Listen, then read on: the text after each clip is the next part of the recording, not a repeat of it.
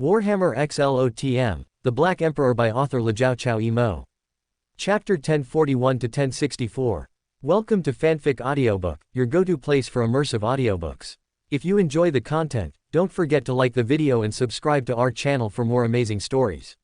And those who want to support me, I have a Patreon channel, get early access to video on Patreon. 1041 Devil Prince vs Vengeful Hound. The plains of Gethsemane, the commander of the Emperor's children, Akurduana looked around. Blue and white clashed with purple and gold waves, and the back and forth clash of tens of thousands of Astartes made the air scorching hot. The gunboat spun and crashed to the ground, turning into a burning hull. The tank engine spewed oil mist, mercilessly crushing the corpses of its former brothers. My son. Fulgrim's armor was spotless, standing out starkly from the battlefield. Will your blade not be stained with blood today? Akurduana shook his head. I once served Lord Nimrod, and I will not fight him in his world. Even if the opponent is World Eaters, it's the same. He's still thinking about Nimrod. A hissing sound rang out. Let me kill him. No. Fulgrim cried. He is the son who is most likely to be close to perfect among my sons. Moreover, he was the most important link in my promotion. That's why you're respected both inside and outside Legion, Fulgrim said with a smile. Akurduana nodded silently. Over this period of time, he had screened all the people in Emperor's children. After Lucius and Vespasian took away nearly 25,000 men, the father summoned almost all of Emperor's children to replenish the army. Akurduana's identification process is now much easier. If it weren't for completing the Black Emperor's mission, he would have already led 18,000 people away from the corrupt Legion. Julius, he's got his eye on the enemy's company commander again. Akurduana followed Fulgrim's gaze and saw the distorted figure of First Captain Julius Castellon. His jaw is always stretched to an exaggerated degree, no matter the situation. The bubbly tongue emitted a hollow shriek, blasting down World Eaters one by one. The fallen corpses became obstacles, but Kasoran, like a boneless snake, slithered over them, leaving charred marks. Kasoran is no longer a pure Emperor's child. Akurduana pictured Kasoran's noble and majestic face. He had once been one of the most awe-inspiring warriors. Akurduana knew that this was not even Bile's modification, but the work of the evil god Warp. He actually died in the battle against Iron Hands, First Captain Gabriel Santo in Istvan v. After recovering from injuries that even Bile couldn't heal, he rarely participated in combat, instead focusing his energy on mutilating and desecrating the corpses of his enemies. He has confirmed, through documents issued by the Black Emperor, that Kasoran has become the Devil Prince of Slaanesh. Kasoran slid over the corpses and charged toward the World Eaters' company commander. His once powerful sword was now tinged with an eerie purple glow, appearing even more sinister against the backdrop of the pervasive black smoke. The phantom purple blade bites at the spinning chainsaw axe. The two spinning saw teeth were torn apart by the evil force field, and the roar of the chainsaw axe motor came to an abrupt halt. The Phoenix Guard followed closely behind, their golden ornaments, once modeled after the Imperial Guard, replaced by human skin pendants. Looks even scarier than war hounds. Akurduana sighed inwardly. A twisted replica of the Guardian halberd flew out, severing the bodies of a row of World Eaters. Behind them, the World Eaters, amidst the rising blood, raised their chainsaw axes high. The Phoenix Guardian let out a terrifying war cry and leapt into the air to meet the World Eaters. The halberd and claws were crackling with electricity, and crackled all over. In the storm of light and sound, their every strike was swift and precise. Traitor! The World Eaters roared, their continuous pulse and heartbeats oblivious to the terrible injuries they were suffering. Margot told them that Jean Father had betrayed them and was about to turn his sword against their backs. When the terrible news of Istvan III arrived, even the most skeptical people lost their last hope. They are like wounded cubs, waiting for the right moment to unleash their anger. Their armor was repainted, and the proud warhounds returned. They waited for their opportunity on the plains of Labasan. The vengeful warhounds devour every enemy before them. Ignoring their terrible injuries, the warhounds let the painkillers from their armor flow into their bodies through injection holes in their collarbones and spines, rushing straight towards the enemy. One after another, vengeful hounds fell to the Phoenix Guardians, deadly blades, becoming human shields for their fellow warriors.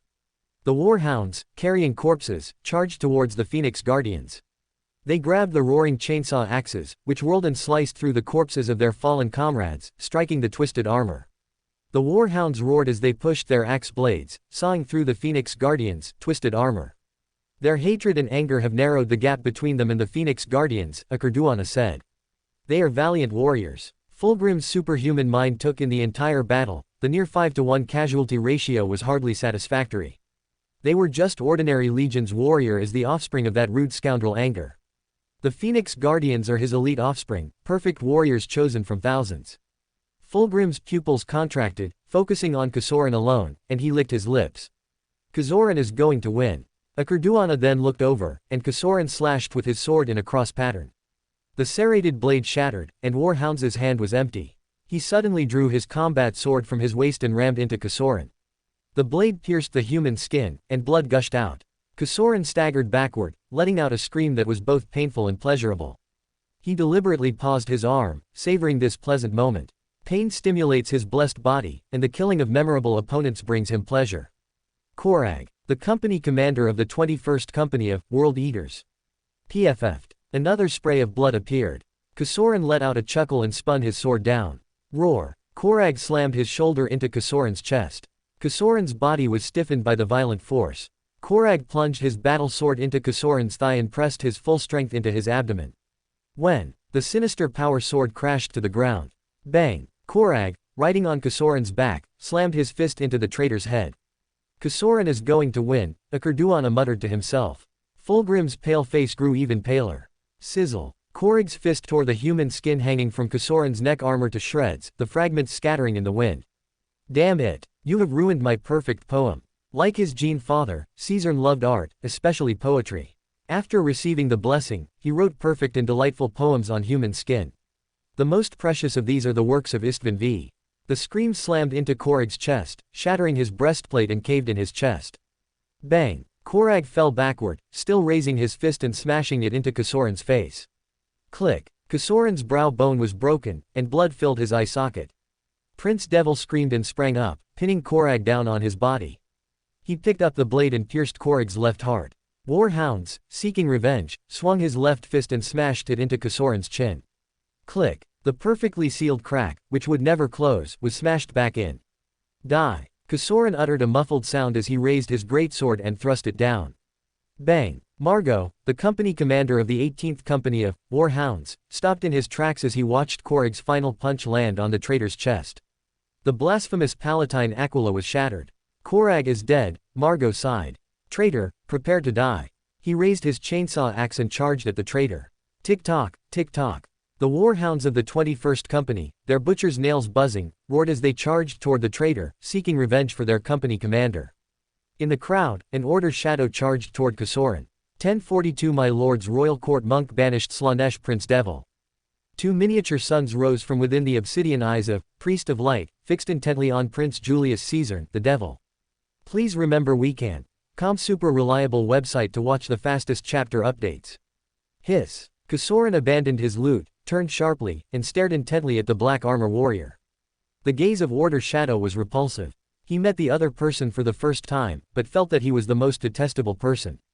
Kasoran slid forward, striking directly at Order Shadow. Priest of Light, abruptly stopped, leaning back with his arms outstretched as if embracing the sun. A magnificent, pure, and blazing beam of light descended from the sky, tearing through the dark expanse. The intense light shone on Fulgrim's pale face, causing him to squint and furrow his brow. Kill him! Kill him! The roar of the greater demon of Slanesh repeated 6 times, and boiling power surged forth. Fulgrim almost lost control of his body and charged towards Order Shadow. He gripped the ornate sword at his waist and spoke in a low voice. He is Kasoran's prey. My Lord's Royal Court Monk. Weapon Master, Akurduana reached for the blade, almost drawing it, to fight alongside Order Shadow. He ascended to the first level of Thalima's state of mind, recalling the Black Emperor's decree. I have a greater mission to shoulder. Now is not the time. He forced himself to look away from Kasoran and Order Shadow. The vengeful warhounds, their eyes bloodshot, roared and scattered, charging toward the nearest enemy. The Phoenix Guardians roared in response, their deadly blades reaping the scattered warhounds one by one. Butcher's nails got them out of control. As Akurduana pondered, he saw an apothecary draw a strange gun from his waist. He aimed the large, layered muzzle of his gun at the direction where his fellow fighters were most concentrated. There was no bolt, and there was no sound. Empty gun. Akurduana pondered, turning his gaze to the crazed vengeful hound. The 3 stopped in their tracks, then reformed into an arrowhead and charged toward the Phoenix Guard. A vengeful warhound swung a chainsaw axe to parry the twisted halberd, while another vengeful warhound on the left pounced on the Phoenix Guardian, his chainsaw axe slamming into the filthy armor. Akerduana looked at Apothecary with great interest as he twirled his arm and repeatedly pulled the trigger. The savage war hounds regained their senses and rallied together to exact revenge. Do world eaters have a way to quell butcher's nails? As Akerduana was thinking, he suddenly heard a terrible wail. He looked in the direction of the sound. It wasn't Order Shadow's scream. The one screaming in agony was Kasoran, the first captain of Emperor's Children, whose mouth was ripped open by Korag's smash. His torn throat emitted bursts of painful roars. A pure scream, devoid of the joy that had been present not long ago. Devil Prince Kasoran's right arm evaporated, while warm, blazing flames scorched his shoulder. Kasoran gripped his sword in his left hand, his body sliding eerily across the ground. Blood splattered, emitting a nauseating aroma. An Order Shadow and 2 Vengeance Hounds stopped in their tracks. You betrayed us. The vengeful hound, its eyes blazing with fury, lunged at Gene Father. Bang! Chainsaw axes collided with each other. The axe blades tore at each other. Apothecary raised his arm and unleashed an ultra-high-frequency sound wave from his mouth that even Astartes couldn't hear. Bang! The vengeful war hounds collide once again. Apothecary frowned and pulled the trigger again. He shook his head as he watched the war hounds locked in a life-or-death struggle. Butcher's nails had completely consumed their will. Just like Khan and his group. He had seen those world eaters who had been bloodthirsty and completely depraved, and even the spray gun couldn't rouse their sanity. A golden light suddenly burst forth in his eyes. Apothecary turned his head and saw that the Order Shadow's spine was emitting a dazzling golden light. He suddenly raised his sword, and a blue light shot straight at Kasoran's back. Kasoran let out a screech and swung his sword back. With a flick of his wrist, Weapon Master unleashed an attack from the blade, following the 23rd principle of the Osborne via way. Swords clashed. Weapon Master felt a numbness in his arm, and with a sudden flick of his wrist, the blade bounced off a wider and thicker blade. As the purple light slanted, the sword stabbed swiftly. Bang! The disruption field hissed as it tore apart one of Kasoran's hearts. Amidst the splattering of blood, Kasoran let out a muffled groan. Prince Devil's arms twisted like snakes, turning in the opposite direction. The sword blade sliced through the black armor, and Order Shadow's body exploded with a bang. Fresh blood gushed out, and the aroma grew even stronger. One after another, the vengeful hounds lost in Prince Devil's supernatural powers, howling and charging at each other. A golden halo suddenly surged up and precisely wrapped around the vengeful hounds. Puffs of purple mist rose rapidly under the golden light. The vengeful hounds felt warm all over, as if they were being bathed in the warm sunshine. They chanted battle songs and bravely charged at their opponents. The chainsaw axe tore off piece after piece of armor, and chunk after chunk of flesh. Kasoran's left arm whirled, tearing the vengeful hound, shrouded in golden light, apart with vengeance. Priest of Light retreated rapidly, but the distance was covered by Slanesh. The Devil Prince relentlessly closed in, leaving behind a trail of mangled corpses. Die! Kasoran raised his sword and slashed down. Golden light shone from the eyes of Priest of Light. The golden light grew increasingly dazzling, rapidly evolving into a stamp-like projection. Notarization, a sacred light. Holy light. Priest of Light, spreads throughout the entire spirit, the body leans back. The purple light pierced his body, and Order Shadow collapsed to the ground with a thud. A magnificent, pure, and blazing beam of light robbed Fulgrim of its view. He closed his eyes, and the slight stinging sensation awakened his memories of his father. Akerduana watched as the pillar of light engulfed Prince Devil, his twisted body fading away little by little. His body was evaporated. Prince Devil has been banished.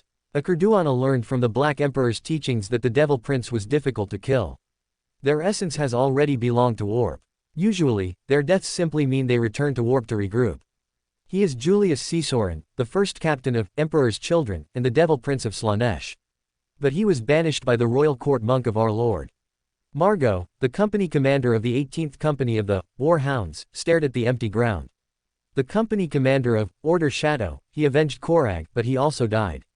Margot strode forward silently, when suddenly he saw the Order Shadow's power sword, which gleamed with a hint of rust, as if it had been corroded from killing a traitor. He bent down to pick up the power sword, and as he stood up, he saw the helmet radiating a fierce light.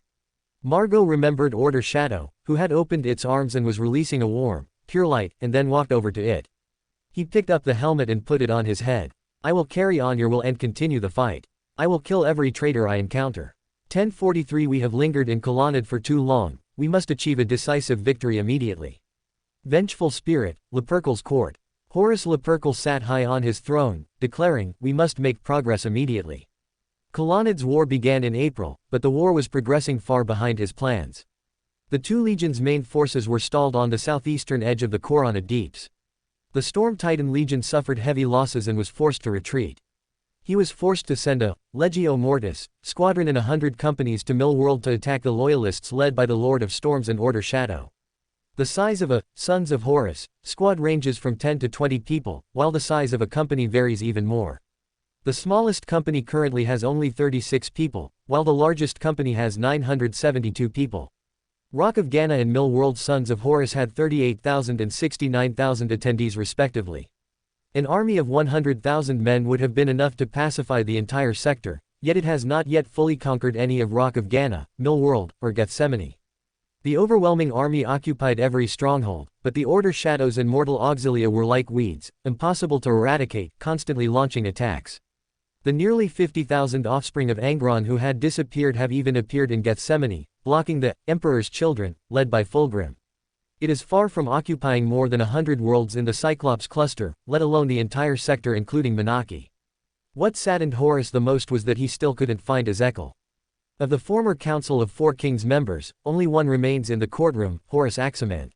He didn't believe Ezekiel was dead, but 9 companies, along with the first company, had searched the area around the mine where he had disappeared.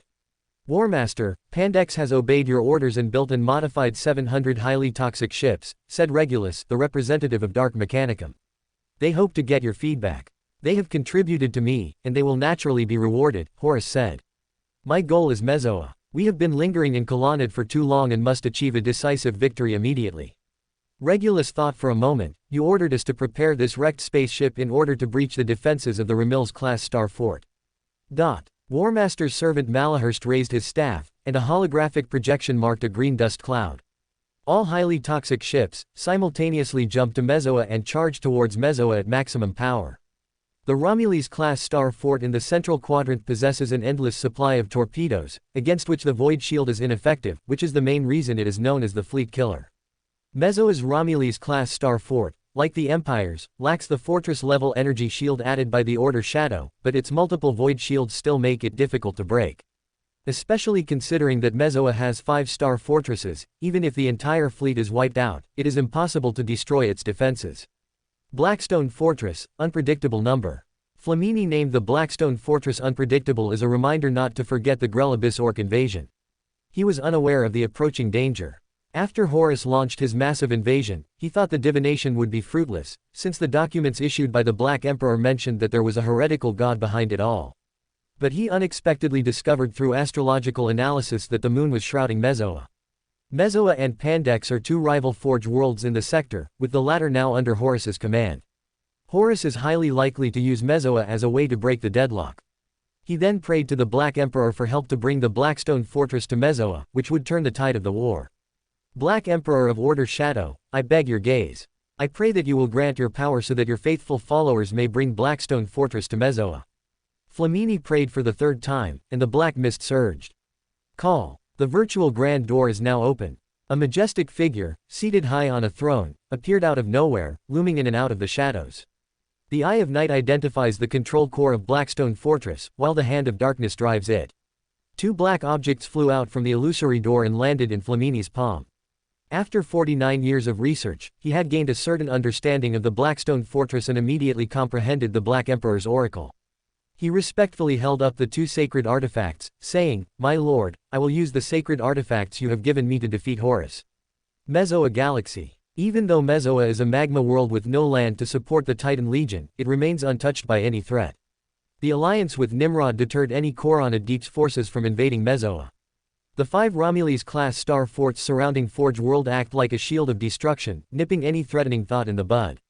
Until the 31st millennium, the first standard day of the 7th year. One by one, warships were transported into the real world. The highly toxic fog merged into one, and the gray-green dust cloud pressed down on the Ramil's-class star fort. Following Warmaster's orders, the plasma engines of all the toxic ships roared to life, propelling them toward the star fortress. The black school of fish roared as it rose from the void fortress, surging and rushing toward the gray dust cloud. The swarms of torpedoes, like a school of ship-eating fish, surrounded the highly toxic ship, devouring it with frenzied venom. The gray dust cloud disappeared rapidly at a speed visible to the naked eye, exploding into clusters of flames, with debris filling the void. The dust cloud continued to churn as it approached the Star Fortress, its area disappearing at an exponential rate. At the edge of the dust cloud, 50,000 kilometers from the Ramil's-class Star Fort, the fleet had already lost more than half its size. The Forge Temple in Mezoa is perched above a lava vent. The molten lava flowed through the conduits into the massive Forge Temple. Steam filled the air, and clouds and mist billowed. Electric sparks crackled, and the source force of Omnitia vibrated through billions of machine spirits. The Patriarchal Council of Forge Temple. The fourth Patriarch, who oversees military defense, returned from the Void battlefield and injected a series of binary codes into the main array. The Ramirez-class Void defense system has established an advantage. Warmaster's evil invasion will be defeated. Our covenant with Lord Nimrod has benefited us to this day, said the second Patriarch in charge of foreign affairs. A massive shadow, the fifth Patriarch, who was in charge of monitoring warp transactions, suddenly issued a code. Something, a massive shadow, is intruding into the real world. Warmaster's evil creation, asked the second Patriarch. I have received some unverified information that Mars gave birth to the Dark Mechanicum. Pandex was also corrupted by the evil scrapcode and turned away from Omnitia. Immediately verify the situation. The chief Patriarch issued the order. Identifying threats, the fifth Patriarch replied. Tens of thousands of fragmented signals, mixed together. A derelict spaceship. Identified. Mass 52.61 trillion tons, albedo 0.92, gravitational displacement. The optimal composition is 407 ships, of which 36% are Gamma class or smaller, 29% are Bay Tower class, 25% are Alpha class, and the remainder are uncertain. 1044 Horus, what is it? Tens of thousands of warships were stacked together in layers, forming a shape resembling an irregular full moon with crisscrossing edges. Regulus stands at the center of the garbage mountain, spewing out a series of scrap codes. The wrecked spaceship was built by warp, and many of the elements that make up the wrecked ship were manufactured by sentient beings. Whether it's humans or other creatures. With supernatural powers, Regulus, through the gifts of many warmasters, is able to steer wrecked spaceships that defy the laws of physics. In the Vengeful Spirit's strategy room, Horus Lupercal looked up at the holographic image. The rune markings clearly indicate the size proportions of the void entities. The Gloriana-class battleships belong to the noble owners of the surviving, highly poisonous ships, yet they seem to look up to a king compared to the Romulus-class Star Fort. The massive thrusters that propelled the Star Fortress around were larger than the entire destroyer. However, the Star Fortress pales in comparison to the derelict space ships, and the warships look like toys. The derelict spaceship, shaped like the moon, cannot be ignored even under the starlight, and its shadow obscures the two Romulus-class Star Forts. A school of fish, large enough to engulf an entire fleet, gathered together and began to bite at the wrecked spaceship. The fish swarmed toward the edge of the garbage mountain, and the missiles they released blasted the flattened cargo hold into metal fragments. The two Romulus-class Star Forts accelerated their rotation, covering the massive wrecked spaceship at maximum angle. One of the quadrants of a Ramil's-class Star Fort unleashed a barrage of crimson beams, robbing the star of its brilliance. In the other quadrant, more than half of the area was filled with plasma jets, smoothing out the cratered surface of the asteroid halfway up the mountain. Another Romulus-class Star Fort slowly rotates, now covering 3/4 of the wrecked spaceship. A barrage of artillery fire rained down, leveling the chaotic glaciers littered with the remnants of a comet. Every moment, the wrecked spaceship was subjected to terrifying firepower capable of destroying the entire expeditionary fleet. It's as if it's been wantonly destroyed by a naughty child, who breaks off each of its fingers and then beats it like a ball. However, despite its layers peeling away, it remains enormous and bulky, approaching the size of the Ramil's-class Star Fort. Forge World Mezoa's defenses faltered, and an overlooked straggler slipped through while the two Romulus-class Star Forts were focused on attacking the wrecked spaceship. The power was redistributed, the lance array lit up, and it was thrown onto the void shield like a spear. Horus gazed at the blazing beams of light projected toward Star Fortress, a smile appearing on his face, which had been gloomy for months. He raised his finger and selected a Ramil's-class Star Fort. Speed up, board the ship. Agnes, who succeeded the fallen Sergar Towergaster as the new company commander of the 7th Company, and Verulin Moy, the company commander of the 19th Company, both pounded their chests. Following the command of Warmaster, we will take the Void Fortress of Mezoa for you. Horus Aximand stared at the two men walking toward the flight deck, his mind replaying the nightmares of death that haunted him. Even though victory was assured, my father was unwilling to send me to command the boarding operation. Is he worried I'll become like Azakar? No. Azakar won't die. Horus stared at the holographic image as a highly toxic ship pierced through the barrage of fire, dragging a blazing vessel as it crashed onto the Romulus-class star fort. The biochemical toxins from the Death Guard experiment billowed into a scalding cloud of poison, and green smoke poured into the Skitarii. Commander's respirator. Wisps of smoke drifted through layers of filters, quietly rolling into the metal lungs along with each breath. Crack. The molten acid crackled and popped as the metal prosthesis melted rapidly. Bang. The officer scratched with both hands, tearing his uniform to pieces, and his throat was mangled and bloody. He rolled on the ground in agony, his eyes bulging out as he looked around, silently pleading for help. A Skitarii soldier knelt on the ground and vomited large amounts of green mucus. Another Skitarii soldier stumbled and crashed into the Skitarii, burning to a crisp amidst the electric sparks that erupted. The collapse of the node resulted in an even greater gap in firepower. Gaps in the defense system lead to even greater damage. The plague spread like wildfire across Romulus-class star fort, and Mezoa's void defense system began to collapse. Horus casually crossed his arms, gazing at the void battlefield where victory was already assured. Once Mezoa is captured, not only will Pandex's complete loyalty be secured, but a bridge will also be built in the center of the Korana Deeps. Headquarters. It can attack core areas such as Abyss Port, Judong Star, and Manaki, or it can launch flanking attacks to encircle and annihilate the defenders of the Cyclops cluster. Beep beep. A piercing alarm suddenly sounded, and countless red runes rose up. Malahurst frowned. Warmaster, a huge warp threat signal has been detected. There is a huge. Primarch's attendant pauses slightly, describing with the most accurate words possible. Huge ships, or void fortresses, will arrive in Mezoa. I understand. The Auspex array is at full power. I need to see it as soon as it breaks in. Yes, sir, Malahurst replied. The black shadows were gradually outlined in midair. As Seamandaman looked up at the holographic image, alien creation. The majestic void creation is completely different from the Empire's Gothic ships and also looks very different from the Romulus-class star fort. At its top and bottom, there is a golden tower.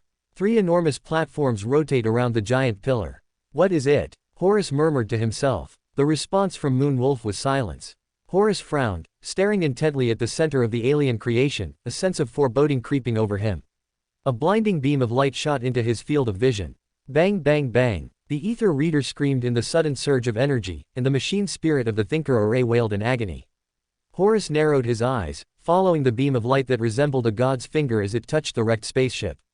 The light spots spread in an instant, engulfing the entire wrecked spaceship. The creations forged in the warp forge were torn apart by dazzling etheric light. The asteroid was sliced in two, and the comet tumbled and broke off. The engine unit, buried deep inside, exploded with a deafening roar, igniting a blazing firework in the void. The elegant Eldar ships and the ugly Orc warships exploded in disgust. The fragments collided and rolled together into a ball. The burst of light stole the view of the stars. The collision of the supernatural realms creates a storm in reality and warp. The original wreckage of the spaceship was pierced by a beam of light.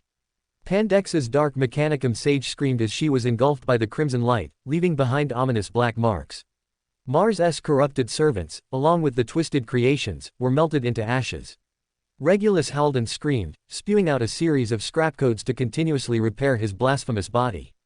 Accompanied by a burst of bright-colored flame, its twisted body exploded with a bang. The mechanical body exploded into a pile of fragments, drifting in the void. The vengeful spirit, Horus, gazed at the drifting mountain of metal junk, then at the alien fortress.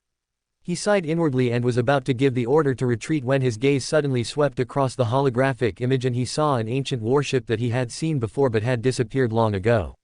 Greater than 1045. I promise you, you will never be forgotten. I'm sending a communication request to Kraken. I want to speak with Alcahas. Horus Lupercal's eyes gleamed. He turned his head and looked at Primarch's attendant Malahurst. It's been too long since I've seen him. Holographic projection. Before Corvus Corax returned, he commanded the 19th Legion for over a century. Corax exiled his offspring, and the space sharks, who should harbor hatred for the Empire and their Primarch, are potential allies. Primarch's attendant Malahurst replied, the connection has been established. Due to energy interference, the signal is weak, and audio is the dominant signal. Horus nodded and walked towards the holographic platform. Malahurst and Horus Aximand followed on either side of him. A burst of light illuminated the gray armored figure, which appeared and disappeared, barely visible as a focused, flickering illusion. Horus could barely make out the outline of Pale Nomad, but couldn't discern the paint job. The figures of the others were too dim to be identified. Only Alcahazfar was clearly visible, with deep-set eyes and pale skin. Lord Horus, Alcahaz greeted him, his eyes darting around. I heard that you have been promoted to Warmaster. Horus smiled and nodded. The great Forgotten One wanders beyond the realms and knows about the affairs of the Empire. Perhaps you also know about the changes in the Empire. The Emperor retreated to Terra and plotted to become a god. To stop him, I was forced to raise the banner of rebellion. His focused gaze conveyed sincerity. Korax exiled you, and I have never agreed with his actions. Now, I need your help to set things right. Alcahaz remained silent for several seconds, long enough for Horus to consider abandoning the plan that had suddenly come to him. I am willing to serve you, Warmaster. I promise you, you will never be forgotten, Horus said, and then began to explain his plan.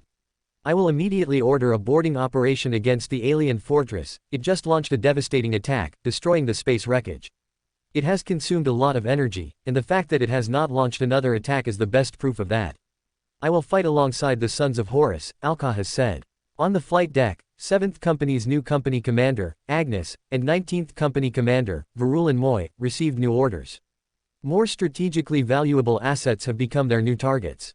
The dark green fleet centered on Vengeful Spirit, along with the gray-black fleet centered on Kraken, converged on Blackstone Fortress from both sides. Horus's eyes gleamed as he stared at the slowly approaching alien fortress. Attack! A blazing light erupted from the Vengeful Spirit's ship. Horus's gaze followed Lance's trajectory, trailing a beam of light, directly at the alien fortress. The attack, unsurprisingly, caused no damage, but the fact that it seemed to be swallowed up was still unexpected. He also noted that the video screen scrolling detection array report showed no energy readings. The alien fortress's defense mechanism, like its attack method, is not within the scope of what the Empire knows. Not only that, but there's also his energy supply system. The ability to tear apart a wrecked spaceship in a single attack requires enormous energy. No plasma energy core could provide such a massive amount. The Gauntlet assault boat formation roared into the air, approaching the alien fortress under the cover of light.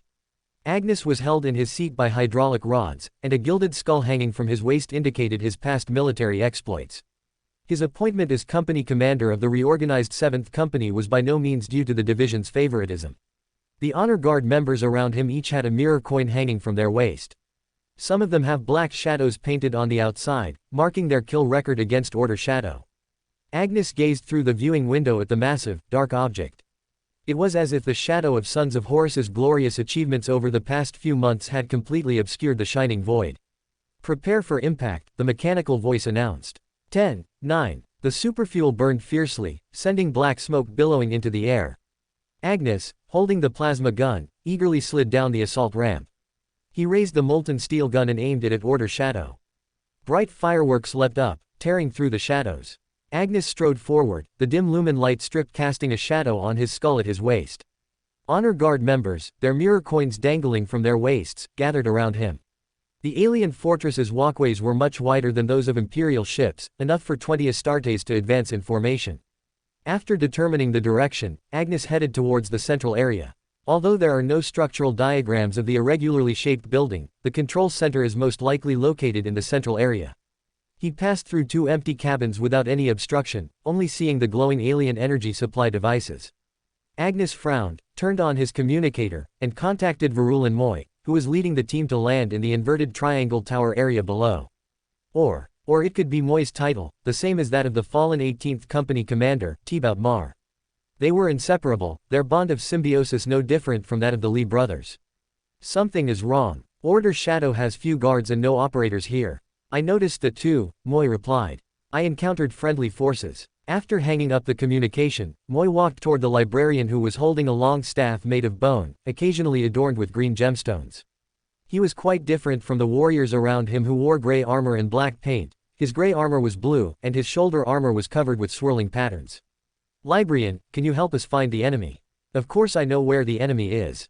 A dry smile appeared on Pale Nomad's thin, pale face, revealing 2 rows of sharp teeth. His bone staff gleamed, enveloping Sons of Horus. The ground trembled, and out of nowhere spewed forth the massive, fanged maw of an ancient predator from the ancient Terra.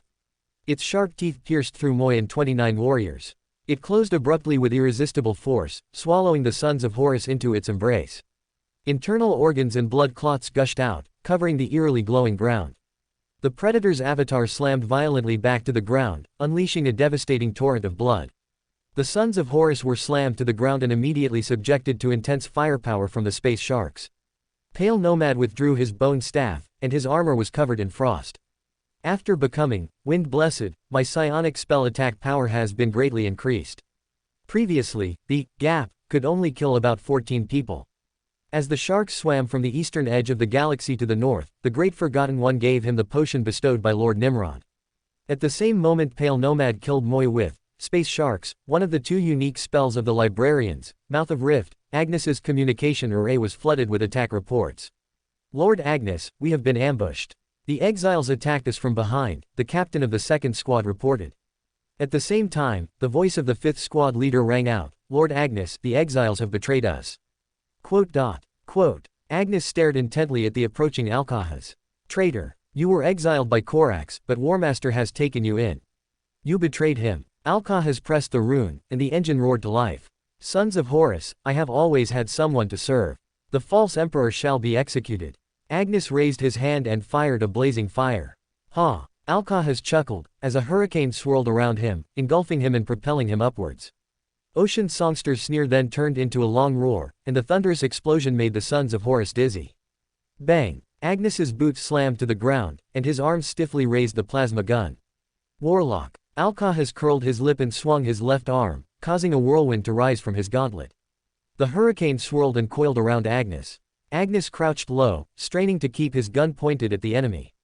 Alcahas swayed lightly, spinning to create distance between himself and Agnes. Click click click. Agnes twisted his body with all his might, his body cracking and popping. A streak of silver-white lightning erupted from Alcahas's left gauntlet, and a bolt of lightning shot out, striking Agnes.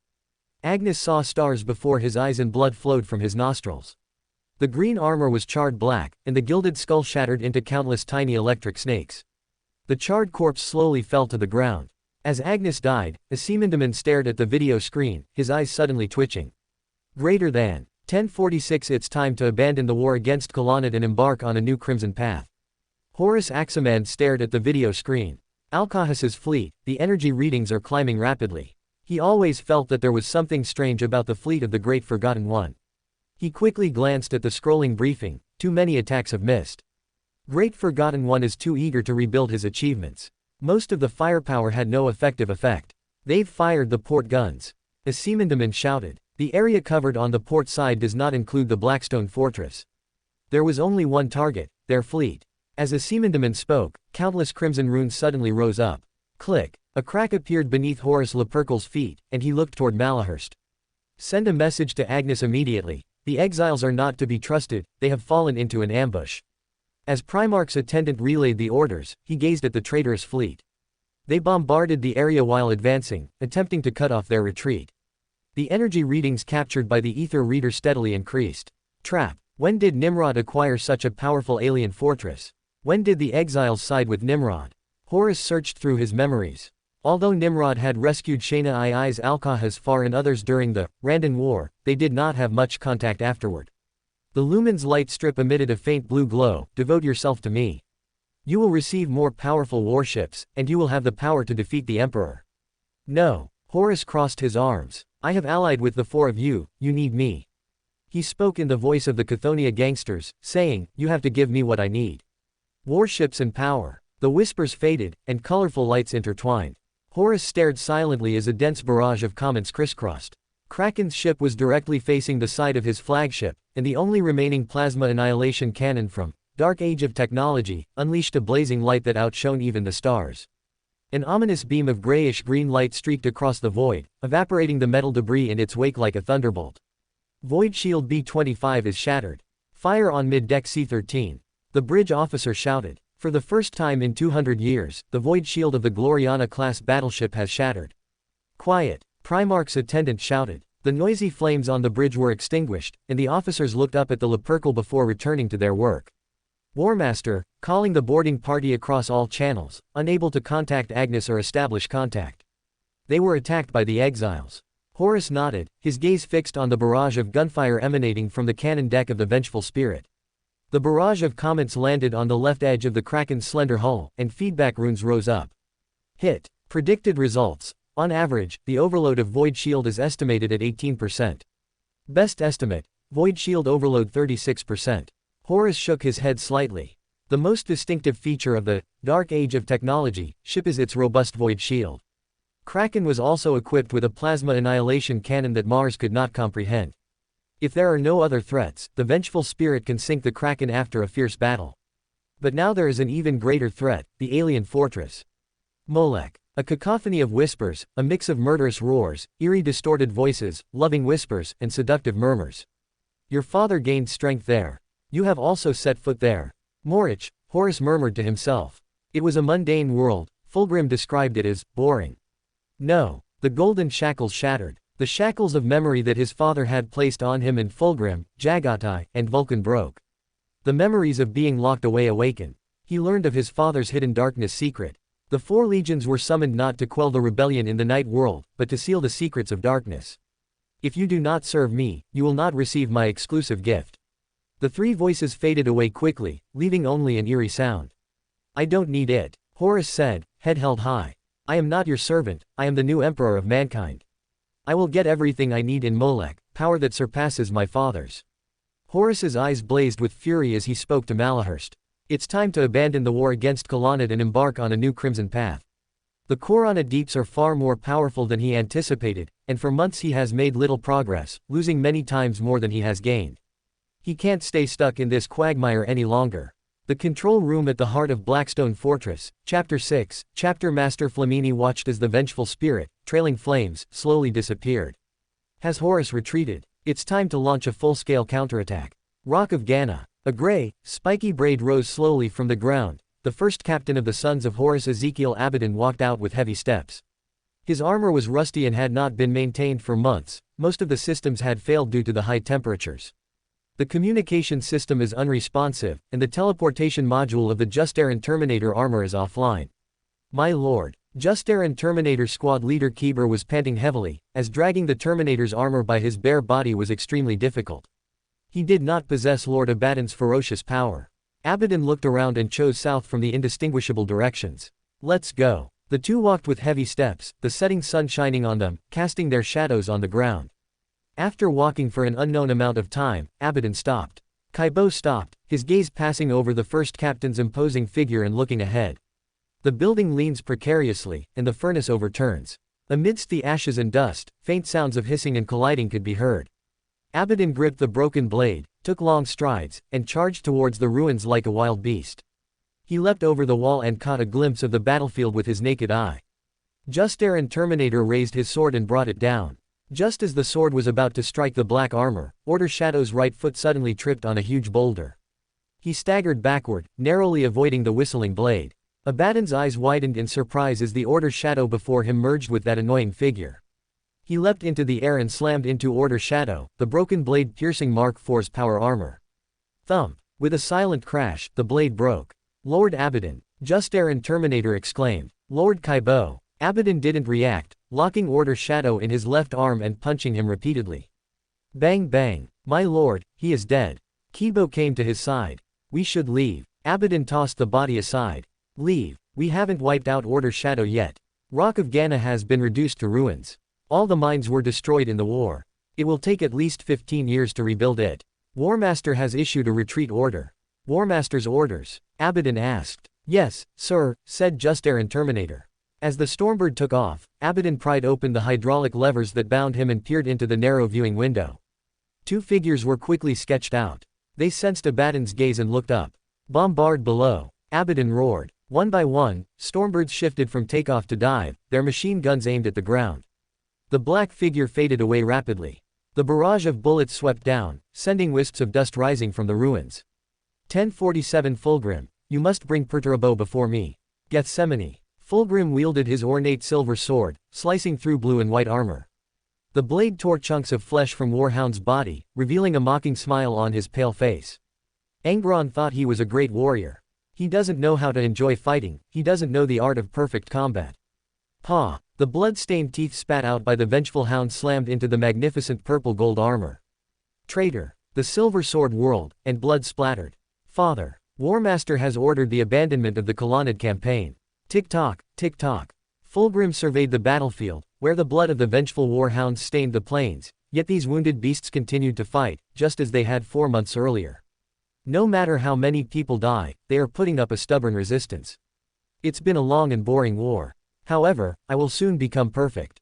Surpassing Horus and Nimrod in perfection. Fulgrim turned, blood dripping from his sword, and gazed at Akurduana. Think about it, why did he find you first? He did it to stop you from killing. He is not entirely loyal to you, Nimrod is still on his mind. Kill him. He will understand, he will witness me become perfect. Fulgrim flicked his cloak and opened the sound array channel. Emperor's children, retreat. The vibrant purple eagle shuttle took off, and Fulgrim tossed himself into the soft velvet seat. He casually picked up the wine from Mill World and took a sip. Indeed, as mellow and lingering as Bazence's, Flamini is quite something. Akurduana stood silently, overlooking the battlefield below. The purple-gold figure swiftly withdrew from the battlefield, the vengeful hounds relentlessly pursuing. They trudged through thick, bloody, red mud, the splattered flesh mingling with charred metal debris. An endless expanse of blood-red plains, with plumes of smoke rising into the sky, darkening the heavens. My son, I have a task for you. Bring Perturabo to me, I will be waiting for him in the heart of Hydra. Akurduana slowly turned around. Father, is there any matter that has allowed Lord Perturabo to spare time? An ancient weapon, a weapon that decided the outcome of the battle. Akurduana stared at Jean Father, who was smiling, and spoke slowly. I will follow your command. The fourth layer of space is the nation of disorder. Akurduana knelt in the black mist. Before leaving Legion, I attended a meeting held in Heliopolis, the pride of the Emperor. He pushed the image of the officer, clad in human skin and covered in twisted runes, out of his mind and focused on the report. Legion lost 9,600 men in the Battle of Gethsemane. Quote, Nimrod nodded. In the nearly 4 months of fierce fighting, both the Emperor's children and the Hounds of Vengeance had paid a heavy price. The Fulgrim's appearance on the key battlefield cost the Hounds of Vengeance even more. According to a report from the messenger to the Flamini, 14,800 Hounds of Vengeance were killed. Gethsemane was also the battlefield with the highest number of casualties in the Corona Deep's War. Emperor's children were also severely weakened. After Akurduana took away the loyalists he had recruited, only about 52,000 troops remained, less than half of their pre-war strength. My father ordered me to find Perturabo and bring him to the heart of Hydra. Nimrod nodded, he knew the Fulgrim were plotting their ascension to demonhood. Tell Perturabo that Fulgrim deceived him and wanted to use him to ascend to the status of the Devil Prince, a god of chaos. Follow your will. Mill World. The 5,800 Hurricane Lightning fighters of Chapter 6 blotted out the sky. The black swarm of aircraft tore at each of the aircraft that took off, unleashing flames of vengeance. The Stormlight fighter jet, trailing a fiery exhaust, flew ahead of the trajectory of the ascending Stormbird. The long-barreled automatic cannon mounted on the belly of the aircraft spat out a dense barrage of bullets, which struck the Stormbird's fuselage. The sturdy fuselage withstood the torrential rain, and the green paint was battered and peeled off. Stormbird awkwardly twisted its fuselage, its cannons roaring and screeching, trying to drive away the swirling black lightning. The robot immediately detected the exposed gap, and with a flick and a push of the joystick, the black lightning bolt rose, spun, and swooped down. The wings spewed out dense beams of light, which struck the mottled fuselage. The Iron Bird circled and plummeted, the Stormbird engulfed in flames crashing to the ground, exploding into bursts of fire. Strands of black smoke shot into the sky. With most of the last wave of evacuating Stormbirds destroyed, the Order Shadows turned their attention to a larger target. A formation of black fighter jets circled and converged, with 500 jets in a unit, rushing toward Legio Mortis's heavy transport ship. The automatic cannon tower rotates like a spear, firing hissing beams in all directions. Dangerous paths flashed through the minds of the robots. The power of the Celestial Punishment Reactor was squeezed to its limit, and the Hurricane type exploded like a wasp with braking power that surpassed any Imperial Lightning fighter equipped with a plasma ramjet engine. The hissing beam crackled and splattered, leaving distorted marks in the air. Suddenly, 500 swirling black lightning bolts exploded simultaneously, hurtling towards a heavy transport ship. 1,000 Hellstrike missiles, trailing flames, hurtled out and crashed down on the heavy transport ship like a tidal wave. Bang bang bang. Amid a series of rapid explosions, 63 missiles managed to break through the interception net and crash into the heavily armored transport ship. Boom. The heavy transport ship exploded into a ball of fire, then tumbled and fell like a kite with a broken string. The bow of the ship crashed vertically to the ground, sending up a shower of rubble. Boom, boom. Two warhounds exploded into a burst of flames amidst a series of explosions. Clang. General Titan struggled to break through the shattered hull and staggered out. The giant mechanical feet sprinted forward, leaving the flying debris behind. Countless crimson runes flashed through the captain's mind as he and his merged warrior titan raised their heads. A dark cloud of dust pressed down, and thousands of missiles rained down. A huge mushroom cloud rose into the sky. Black smoke shot straight into the sky. The warships of the Sons of Horus and the Dark Mechanicum departed Coronate Deeps at full speed. The Order Shadow warships pursued the enemy relentlessly until they encountered a sudden warp storm, at which point they came to a halt. Vengeful Spirit, Lupercal's court. Horus Lupercal walked toward the throne and came before Ezekiel Abaddon. Ezekiel, I'm so glad to see you back. Abaddon gave his father a stiff hug, then lowered his head.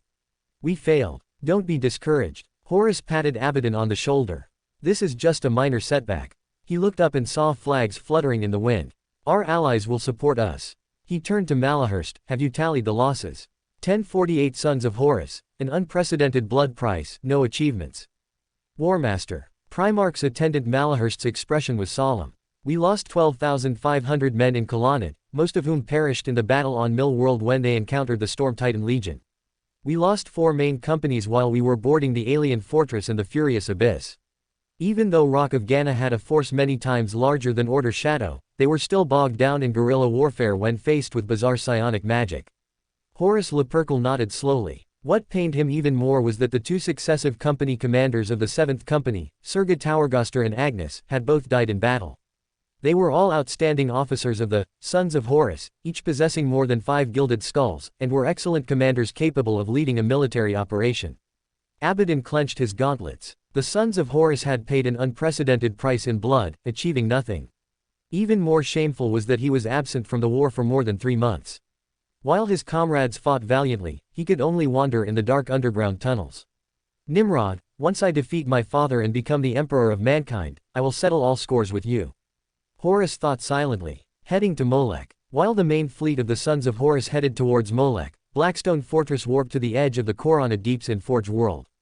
Pandex. Inside the central control room, the chapter master of Order Shadow, Chapter 6 Flamini, staring at Pandex. Pandex's ring defense system is centered around the Silent Barrier asteroid fortress. The sages used Pandex's gravity to capture an asteroid, feeding it with thousands of meteorites to form a massive, hybrid construct. It's time to pay the price for your choices.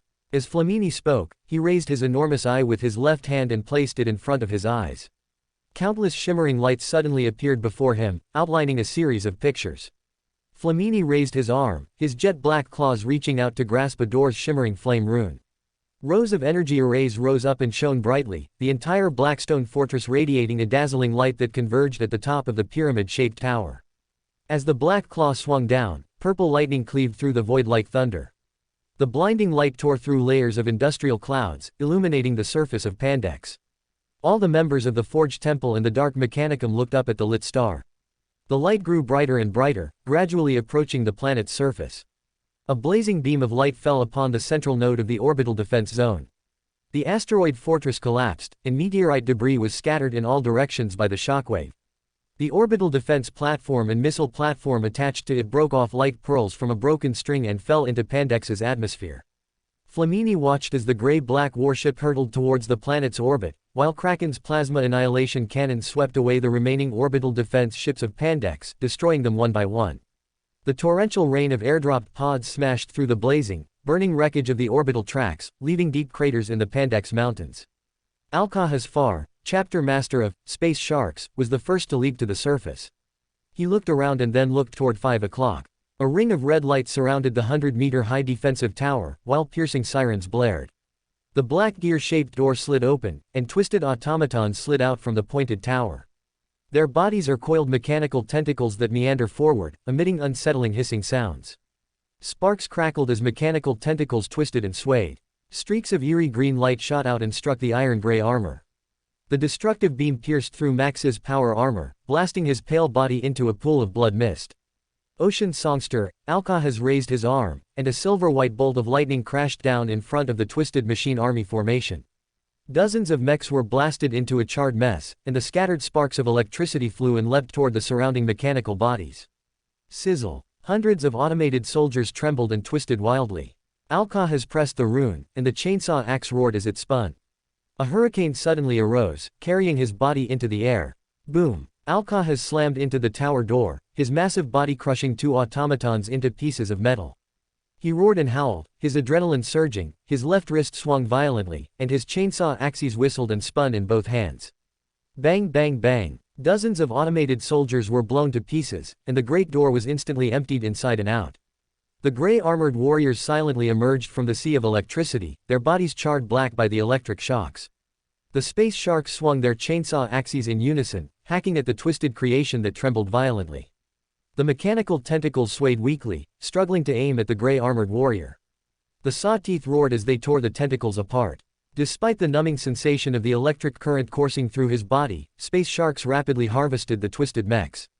5 weeks after the launch of the orbital assault, Flamini set foot on the surface of Pandex. My gaze swept over the gray-armored warriors. Their gray armor was charred black, completely obscuring their original black paint. Flamini approached Al-Hakas, saying, "Thank you for your rescue and for helping us punish the traitor." "All for my lord." Alcahas clasped his hands together and turned them upside down. "All for my lord." Flamini paid homage to the Black Emperor with the same gesture. He slowly lowered his arms, to express my gratitude. "I have prepared 3,000 sets of Raptor-type power armor for you."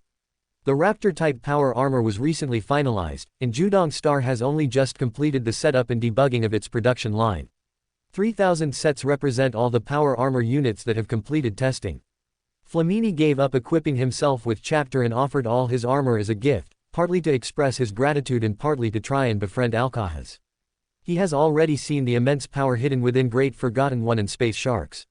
He has repeatedly reaped rewards from similar investment activities. "Greetings, Great Forgotten One." A synthesized mechanical voice rang out from the chest of the second patriarch of Mezoa. "Thank you for punishing Pandex and destroying Mezoa's sworn enemy." His prosthetic eye swept over the 10 red-robed tech priests standing with their heads bowed. They did not possess the Sage Scepter, nor were they known high-ranking Pandex figures. The second patriarch recalled seeing wisps of black smoke and listening to the faint mournful sounds from the mind space. "Clearly, those who have fallen from Pandex have been punished. Do you think you can defeat us with Horus? How foolish. You should not be enemies of Lord Nimrod. We will provide you with 10,000 sets of Mark IV power armor, 2,000 sets of Cataphract T Terminator, and 50 Contemptor dreadnoughts." At the same time that Space Sharks was resting and getting new equipment, Flamini returned to Blackstone Fortress. He came to the altar, set up the Euclidean rune and the spiritual wall, and then prayed to the Black Emperor. 1049 Warmaster slunk away, but I took the opportunity to become arrogant towards Pandex. Flamini looked up at the imposing figure seated on the throne. "My lord, I have tallied the casualties in Chapter. A total of 2,950 people have died in Chapter. Most of them died in the Mill-World battlefield, fighting against the Titan Legion in the S-Tower Squad 3 Skitarii Air Defense Force, totaling 740 men." Nimrod nodded. "In the war against Colonnade, the Hounds, who were on the front lines and suffered the most casualties, had 14,800 men killed. Originally, they would have rushed towards Gene Father from Istvan III. Angron, the one who branded Primarch with scars, was killed by Kasoran. He has obtained a detailed briefing on the Battle of Gethsemane, including the death of the Priest of Light, company commander, and the fact that the power crystal he bestowed, the Beander characteristic, was not retrieved in time and turned into a mystical item, which fell into Margot's hands. Space Sharks also raided the Sons of Horus boarding forces, conquering Pandex with 3,080 casualties. Well, although the 3 worlds of Rock of Ghana, Mill World, and Gethsemane are in ruins and will require decades to rebuild, I took the opportunity to seize Pandex. Now, the entire Colonnade is mine. Horus got nothing. In Nimrod's memory, the Warmaster swiftly conquered the Cyclops cluster, only to encounter resistance from the Skitarii and the Broken Legion in the Forge world of Mezine. However, he also successfully occupied Manaki, the former capital of the Midu people, and almost controlled the entire Colonnade. Warmaster, who originally dominated almost the entire Colonnade, left in disgrace, while I seized the opportunity to dominate Pandex. Although Pandex's production capacity is nearly gone and its talent pool is dwindling, most of its mineral resources have been preserved. The remaining industrial base also surpasses that of most industrialized worlds, but it will take thousands of years to recover to its former scale. Flame Sector, Warp Scout ship Stormy approaching. Kasati Nuong looked at Zo Sahar. "You told me I could fight a traitor. You told me I could fight alongside Lord Nimrod. Why did we come here? Zoshar stared at the impatient Kasadi and spoke. We should persuade Masox, who leads the 14th chapter and is also Terra-born, to join us. The landing gear slammed onto the scorching ground, and the jet-black Stormbird slowly descended, stirring up a wave of heat. Zoshar and Kasadi walked down side by side, and he looked at Masox, who was wearing a helmet. What brings you here? Zoshar's dark eyes were fixed on Masox, his deep gaze piercing through the helmet. Your father has ordered you to hunt down Istvan fugitives. Masox crossed his arms. Are you the guard my father sent? Have I become the prisoner? Soul Assurer, Zoshar didn't speak, but his dark eyes shone with a pure light, like a night sky adorned with stars. Masox's taut arms relaxed and slowly lowered, resting against his sides. He said calmly, I was conscripted into Terra, and I have served the Emperor of Mankind for 200 years. Kasadi raised his paw. Then you should join us. No. Masox ripped off his helmet, his pale face illuminated by the intense light of the star. Look, we are the children of the Midnight Ghosts, we cannot betray Gene Father. You have to choose sides, loyalty or betrayal, Kasadi said. He doesn't want to choose. Zoshar's tone was deep as he glanced at the Night Lords behind Masox. They chose suicide to accept the Imperial Army's judgment. What? Kasadi exclaimed. You are warriors, you are Astartes, you are Night Lords. You choose cowardly suicide. He spat, and Masox stared blankly at the spittle on his boots, as if he were an emotionless puppet. His vision blurred rapidly, the sweltering heat, the suppressed somberness of his fighting brothers, and Kassidy's disdain all faded away in an instant. Traitor, die. Warrior of the Proxima Sacred Regiment raised his plasma gun and aimed it at his eyepiece. He stood there blankly, neither attacking nor dodging. The plasma jet overwhelmed his eyes. Bang! His head exploded into a ball of flames. His consciousness sank into a deep darkness. After an unknown amount of time, Zoshar's voice rang out in darkness. Is this the ending you wanted? As he spoke, a Sons of Horus dressed in dark green armor appeared out of thin air. Even if you are unwilling to disobey your father, you can fight against other rebel groups. With a hissing sound, the blade thrust forward, aiming for Masox's abdomen. Masox slid his body, raised his right arm, and grabbed Sons of Horus's wrist. This is also a betrayal of my father. Then, what about the xenomorph? Zoshar asked. We are plunged into civil war, and the xenomorphs are rising up over the corpses of humans. The green-skinned creatures are rampaging through the southern part of the galaxy, and the flesh-devouring beasts are slaughtering the people in a bloody manner. The figure of the Sons of Horus faded and disappeared rapidly, revealing a green-skinned creature with a mouthful of fangs, its large hand grabbing a human. Ha ha ha. Just as he was about to crush the shrimp's neck, he delivered a heavy punch to the green-skinned man's face. Masox pressed down on the green man, swinging his fists again and again. Bang bang bang. His fist was stained with blood. Two hearts began to pump powerfully, and adrenaline surged throughout the body. He abruptly stood up and looked at Zoshar, who emerged from the darkness. I never expected you to be a psyker when it comes to spiritual matters. That's not important. Zoshar shrugged. Have you thought this through? Masox clenched his fist. You're right. We are Astartes, born for humanity. I will take up a blade and join the battle against the aliens. As he spoke, Zoshar before his eyes rapidly shattered and dissipated. What? Kasadi looked at him in confusion, suddenly feeling a sense of familiarity. Why is he acting so strangely? Like those fighting brothers who inherited their father's prophetic abilities. Lord Nimrod will help you, Zoshar said. Lord Nimrod, Masox whispered.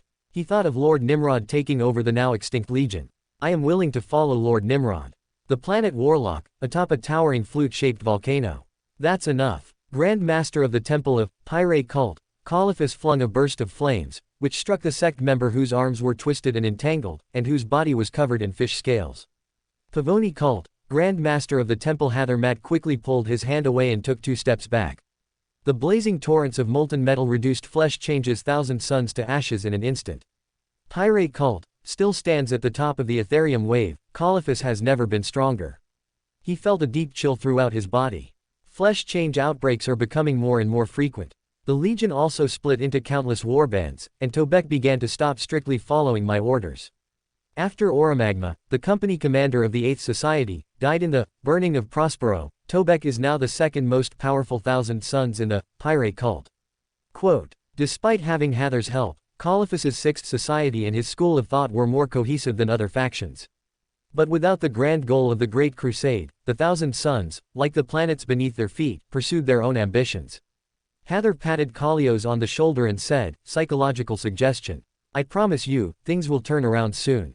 As long as I complete my lord's task, I will be able to serve my lord. Aemon said that as long as the scattered fragments of Primarch are found. Caliphus shook his head. We can never recreate Legion's glory. 1050 The Black Emperor's Faith Preaching. The flagship of the 10th chapter, the Relic-class battleship, the Stinger rose. Semenyo was wearing a black robe, with his hands clasped together upside down. He took a deep breath, slowed his pace, and blended into the crowd. The Order shadows descended along the bridge, through irregularly spiraling passageways, step by step, to the next level. They walked along the obsidian passageway toward the new building, the church. This is a blatant defiance of the Emperor's truth, but the Order shadows feel no aversion. They walked forward with devotion. They knew they would hear the truth today. The Legion's High Chaplain personally oversaw the construction, converting the entire deck into a church. The aroma of mandrake wafted from the incense burner in the niche, lending the entire deck a sacred and solemn feel. Semenyo entered the church and looked up slightly at the huge statue. He was ordered to infiltrate Alpha, and was recently dispatched to infiltrate Legion. Although he performed well, his time there was too short, and he was not included in the honor guard selection pool. Semenyo looked up at the enormous statue, its entire body gleaming with a mysterious metallic sheen. He knew it was a mysterious metal known as even-numbered black gold. It was a black surface with irregular white growth lines marked with 11 and 32. The 11th is easy to understand, they are the Order Shadow, the Great 11th Legion. The origin of the 33 is unknown. He hopes to find the answer in today's sermon. Semenyo followed the countless threads of numbers, gazing at the majestic statue. The image of his father's sharply defined face came into view. This is what a father is like. Semenyo once used the face of Alpharius, who summoned them to carry out the mission, to depict his father's image. He raised the body, stretched the lines, and restored a more majestic image. After all, his father was the strongest and greatest Primarch. But he knew at that moment that all his imagination was so pale that it could not even begin to describe his father. You are lucky. The deep, mellow voice pulled Semenyo back to reality. His gaze shifted downwards, looking towards the high platform. Legion's High Chaplain Pat touched a heavy book, saying, "You are the first to hear the words of enlightenment." He saw the chapter master in the front row. Ramsay slowly knelt down, his gaze not fixed on the High Chaplain, but on the towering statue. Honor Guard Chief Saoya and Chapter Librarian Melon then knelt down. Semenyo, along with the other Order shadows, knelt down and looked up at the statue. Previously, only those chosen by our Lord knew our Lord's true name. In this room, it is only Ramsay and I. Quote, "Today, you are fortunate to know the name of the one true God in the world." Semenyo's hands trembled slightly. "Fortunately, I returned to Legion in time, and thus had the privilege of being among the first to hear the name of my Lord. The Emperor once said that there is no true God in the world. He was wrong. The Black Emperor is the only true God in the world. Black Emperor. Sasebo Tezuka, Melon." Semenyo chewed on the word. A sense of sacredness arose spontaneously in my heart. Pat's eyes narrowed, turning golden, and swept over the people below. He nodded almost imperceptibly. His incarnation descended to earth in Vostroya and walks among the people. The 16th Legion called themselves Sons of Horus, and they called Horus Lupercal. Quote, Pat scoffed, "They're just pretending to be something they're not. You are the true children of God." Semenyo held his head high. Primarch, whom the ignorant world calls the 11th Legion, King of Vostroya, Conqueror of the Aliens, Eternal Victor of the Enemy of Mankind, Blood King. Pat recited 92 titles in a row. They are too foolish to see the curtain behind the shadows. He is the Black Emperor. Pat held up the iron law of the monarch, with both hands. He rules. He is the Lord of Order. He is the King of Light and Shadow. He put down the book and clasped his hands together, turning them upside down. Praise the Black Emperor. Ramsay, Sasebo Tezuka, Melon, and Semenyo all clasped their hands together in a reverse grip. Praise the Black Emperor. He rules the rules. He is the Lord of Order. He is the King of Light and Shadow. Pat nodded in satisfaction. Today you have heard the truth for the first time. You know the true name of our Lord and master the rituals. Today's sermon ends here. After you return home, praise our Lord with devotion and await the next sermon. Semenyo stood up dejectedly, maintaining the ceremonial gesture with both hands. He did not leave with the others, but went to the confessional. After waiting a moment, Pat came over. "Come in with me." Semenyo went inside and watched as High Chaplain lit incense. With a flap of its wings, Psionic Drake landed on Pat's shoulder. It tilted its head and looked Semenyo up and down. "Lord Pat, I have important information to report to you." Pat sat down in the black steel chair, his golden vertical pupils fixed on Semenio. Speak. I received orders from Alfarius that I should create chaos after the shadow of Sovereign arrives in Dorset. The plagiarized book has been removed from shelves. The plagiarized book has been removed from shelves. Praise the editors for Wushu, praise Kedian's legal team. Praise originality, plagiarism will inevitably backfire. This is the best Dragon Boat Festival gift. Wishing all Legion members a happy and healthy Dragon Boat Festival. 1051 Alfarius. I will give Nimrod a chance. The flagship of Chapter 11, the Dark Monarch, a strike cruiser from the Dark Age of Technology. Pablo walked toward the captain's quarters, then suddenly stopped and looked toward Warrior, who had a longsword at his waist. He was like a collapsing fissure, swallowing everything around him. Pablo's eyes flickered alternately, and he only started walking forward after a dozen seconds. He avoided the repulsive Visa people and looked at the honor guard members. I want to see the Lord. Come in. The deep voice seemed to emanate from a deep well, reaching Pablo's ears. He glanced at Pel Koscielny behind the desk piled high with data slate. Pel, dressed in a black robe, sat upright in a chair, yet he was taller and much more imposing than himself. Pel raised his head, his obsidian-like eyes fixed on him. Pablo's body trembled, and he almost knelt down. He stopped hesitating and instinctively took a glass sphere the size of an Astarte's palm from his waist. Pablo gently placed the glass ball on the table. My lord, the Alpha who infiltrated Legion delivered this to me. I received a secret message from my father, ordering me to smash it on the ground like a grenade when I accompany you to meet Lord Nimrod. Pel stared at the glass sphere, which was filled with swirling yellow-green gas surrounding a thin hand with 7 fingers and no thumb. What is it? Pablo shook his head. My lord, I don't know. My guess is that my father wanted to use it against Lord Nimrod. If my guess is correct, then it is dangerous. Pel nodded, acknowledging his judgment, then shook his head. It might threaten a Primarch, but it can't harm the father. Mentor of Disorder's gaze shifted to Pablo. You've made up your mind to follow me. Pablo knelt on one knee.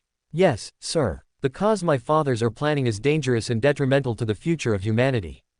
Pel remained noncommittal. He knew that what made Pablo loyal to him was more the ability bestowed by the Black Emperor than any kind of enlightenment.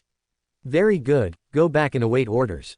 Yes, sir. After Pablo left, Pel carefully picked up the glass ball and placed it in his palm.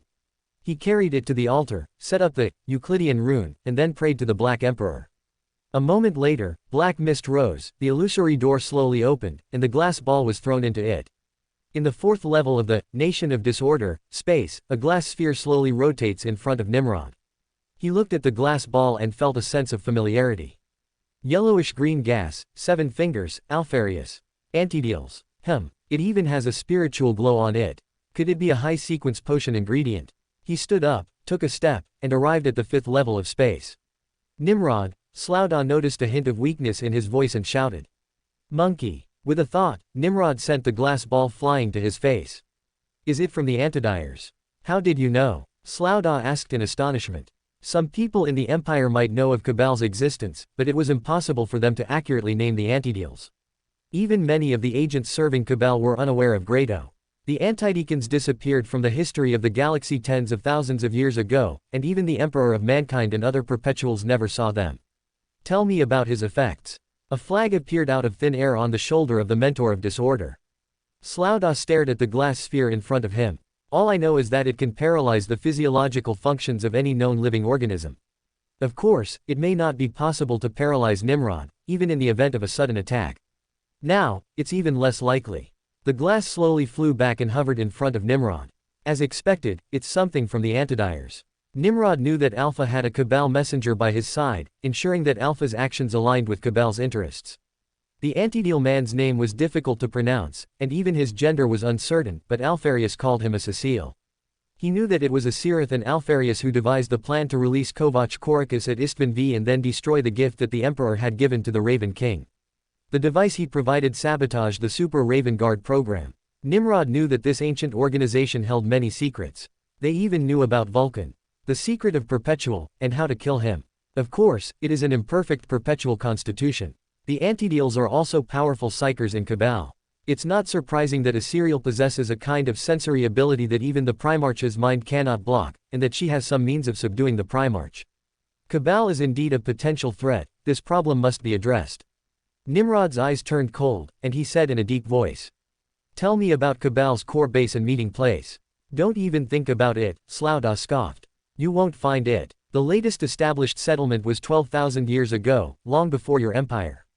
77. Nimrod crossed his arms and uttered a single word, Monroe Harbor. How did you know? Slouda's body trembled. Aeolus was founded 90,000 years ago, Nimrod said indifferently. I've said it before, if I want to know, I can find out. Nimrod took a step and returned to the real world. He then called Thomas over and handed him the glass ball to study. Alpha. To make Alpharius and Omegan look like ordinary Legion's warriors, they were in the same cabin as the company commander on this Gloriana-class battleship. A sign next to an ordinary metal door located on a side passage reads, Anonymous. On Alpha's ships, each deck also contains numerous, anonymous, compartments, where they are simultaneously monitored by several legions according to a secret duty roster. Used by warrior. Even Primarch would secretly infiltrate. Alpharius enters the password, opens the door, and enters the wooden decorated foyer. He then examines the security log terminal hidden behind a template. After entering the password for the second door, he entered the main hall. In the three high-backed sofas, First Company's Ingopek and Chief Librarian. Gukur stood up. Father. Alpharius nodded and walked toward the niche. Normally, removing the armor would be done by several servants, but Alpharius would not allow them into the room. The backpack disassembly system is activated, and two automated robotic arms move. With a hissing sound of a cable breaking and a snapping sound of a power pipe snapping, the backpack was removed from the armor, rotated 180 degrees, and inserted into the charging port. The helmet, shoulder guards, hand guards, forearm armor, elbow guards, and greaves were all removed and placed on the armor rack. This is his fifth set of armor. The first set was abandoned on Tiachin. The enemy forces, unwilling to surrender, breached his desert bunker fleet, forcing him to remove his armor and retreat. The second set was severely damaged during the battle with the orcs in Artur 3-18 and could not be repaired. In the last 3 years, he has changed his armor twice, both of which are related to Nimrod. Before sending Sid Renko to Gordian, he bestowed the armor upon the commander of the Lernaean Terminators. Before leaving Diamond Star, he gave the fourth set of armor to Ceronius. He will give Peck the fifth and final set of armor. Alpharius looked at Gukur and Peker. It's time. The Hydra's web is about to be closed. I will give Nimrod a chance. Nimrod once rescued Omegan from the clutches of the Sloth people at Balsavel. Let's begin. 1052 Nimrod, your first defeat. Warp, impossible fortress. Lord of Change Zinch watched Alpha with great interest. Ingo Peck, the first company chief of Alpha, drank Alpharius's blood, saying, let me see what happens. A bird's beak sprouted from his right leg. Let me see what happens. Hundreds of millions of threads of fate tumble and dance before Fate Weaver, presenting a series of future scenarios. Tisk tisk, what Alpharius relies on is not in the hands of his offspring, his plan is doomed to fail. A smile appeared on his left side. Tisk tisk, what Alpharius relies on is not in the hands of his offspring. His plan is doomed to fail. The figures of the father and son drew closer as their identities were reversed. Interesting, but not enough, this show should continue. His left paw plucked the strings of fate, and a cunning smile appeared on his arm. Interesting, but not enough. This grand drama should continue. Change. A mocking smile appeared on his shoulder. Change. Alpha. Chief Librarian. A thought suddenly flashed through Gukur's mind, and he looked at Alpharius. Father, why don't I go to the Shadow of Sovereignty and bring Nimrod back? You don't believe my plan. Alpharius's words immediately set him apart from Peck with their transcendent aura. Our plan will definitely succeed, Gukur said. After that thing put Nimrod into a coma, we don't have much time left. 2. I can locate Nimrod immediately and bring him back. Alpharius realized that the chaos created by the lurking alphas would soon be brought to Nimrod's attention. The honor guard suppressed the unrest and nodded. Good. I will meet you. Once Nimrod goes missing, Order Shadow will definitely block all escape routes. Ensuring that the evacuation route is unobstructed is equally important. Dorset Galaxy. Alpha jumps into the real world. Bridge. Omegan leaned against the throne and issued the order. Connect with Nimrod, I need to talk to my brother. Connection established. Omegan moves toward the holographic platform, looking toward Nimrod. My brother, it's been so long since we last met. Nimrod stared at him with his obsidian eyes for several seconds before slowly speaking. Omegan, you have betrayed the Empire, what else do you have to say? Does this mean they're surrendering to me? Omegan chuckled, his gaze sweeping across the dark shadows as he tried to discern their identities. He wanted to witness the moment when the mighty Nimrod fell. Unfortunately, the unstable signal only allowed them to vaguely identify that they were in the Primarch office. Nimrod, long before you knew the Storm Warmaster was stirring up, I had already secured the victory for you today. You will suffer your first defeat. Bang! The sound of a heavy object falling to the ground. A cacophony of noise and exclamations erupted. Nimrod's imposing body slowly tilted to the ground. Bang! Sizzle. Accompanied by an electrical hum, the image became blurry. Omegan opened the communicator. Report immediately. My lord, the Auspex scan confirms that the Shadow of Sovereign energy signal has been extinguished. Shadow of Sovereign, port side, Dark Monarch, starboard side, the bridge of the Shadow Rose is on fire. 7. Omegan has confirmed that the lurking Alpha has created chaos within Order Shadow's fleet. Gukur, Peck, everything is going according to plan, we can proceed. A Shadow-type Stormbird takes off from the Alpha flight deck. Peck piloted the Black Iron Bird, watching the numbers on the dial gradually shrink. 250. Sizzle. A faint electronic signal sound rang out. Please identify yourself. Order Shadow has been back in operation so quickly. Fortunately, I was prepared. Peker thought to himself. He began in standard Vostonian, I am Semenio of Chapter 10, and I have come to the flagship on the orders of the Chapter Master. I will fight for my father and kill the traitor. Peker typed rapidly on Cogitator, authorization key sent. Key identified, verification passed. Please land on deck 36. A faint green light rose up, and Peck, following the guidance of the control panel, landed the Shadow-type Stormbird on the deck. 50 Alphas wearing Mark IV power armor and painted with the Order Shadow Legion insignia. Warriors stood in neat rows. Chief Librarian Gukur raised the Force staff without hesitation, knowing that Order Shadow had not abandoned the Librarian either. His consciousness spread, infiltrating the higher echelons of the Shadow of Sovereignty. Call. His face suddenly turned pale, and a metallic bitter taste rose in his throat. Damn it. Nimrod actually keeps Soulless One with him, isn't that just self-torture? Gukur's fingers trembled slightly as he slowly retracted the Force staff, as if it were filled with lead. He took a deep breath, his white knuckles gripping the scepter tightly. Head to Primarch's office and eliminate the traitor, Gukur ordered. The Alphas strode quickly toward the gravity elevator. As you turn the corner, Peker disappears silently into the shadows. In the darkness, a black wolf tilted its head, stared at the intruder's back for a few seconds, and then quietly followed the group ahead. Gukur continued forward until he arrived at the gravity elevator. Halt! A black armor warrior stepped forward from the crowd. Lucifer Black Guard, clad in armor, shouted loudly. Gukur knew that the Lucifer Black Guard, as one of the original 100 groups in the Unification War, had become high-ranking officers after the Great Crusade began, mainly serving as bodyguards for the commanders-in-chief of the various expeditionary fleets. Barton Drake, a Solar Auxilia representative of the Council of Terra, requested assistance from Nimrod. Nimrod helped rebuild the Lucifer Black Guard, thus earning Patton's friendship. He was a staunch follower of Nimrod. Gukur was surprised that Nimrod had entrusted them with guarding the gravity elevator leading to Primarch's palace. Identity, access key, Dina's chain asked Order Shadow meticulously. After defeating all the students and instructors with his superb swordsmanship at Zos's training camp, he was ordered to report to Lord Nimrod for his outstanding performance. After meeting Lord Nimrod, he quickly gained the favor of the Primarch and even received instruction and training alongside Togan Khan of the White Scars, Minis Caliston of the Thousand Suns, and Sul Kontep. Lord Nimrod not only instructed him in swordsmanship, but also taught him his unique Thelema state of mind. Gukur gripped the Force staff tightly, his tone deep and somber. I am Semenio. Access key. Suddenly, Dinas felt a chilling tentacle gently touching his brain. He was startled, but thankfully he had cautiously entered the first level of Thelema's mental state after the alarm sounded. Traitor. Dinas roared, drew his sword, and charged forward. 1053 With Conrad Kurz and me working together, we can definitely keep Nimrod in the Eastern Galaxy. Chief Librarian of Alpha, Gukur parries with his staff. Dina's chain flicked his wrist.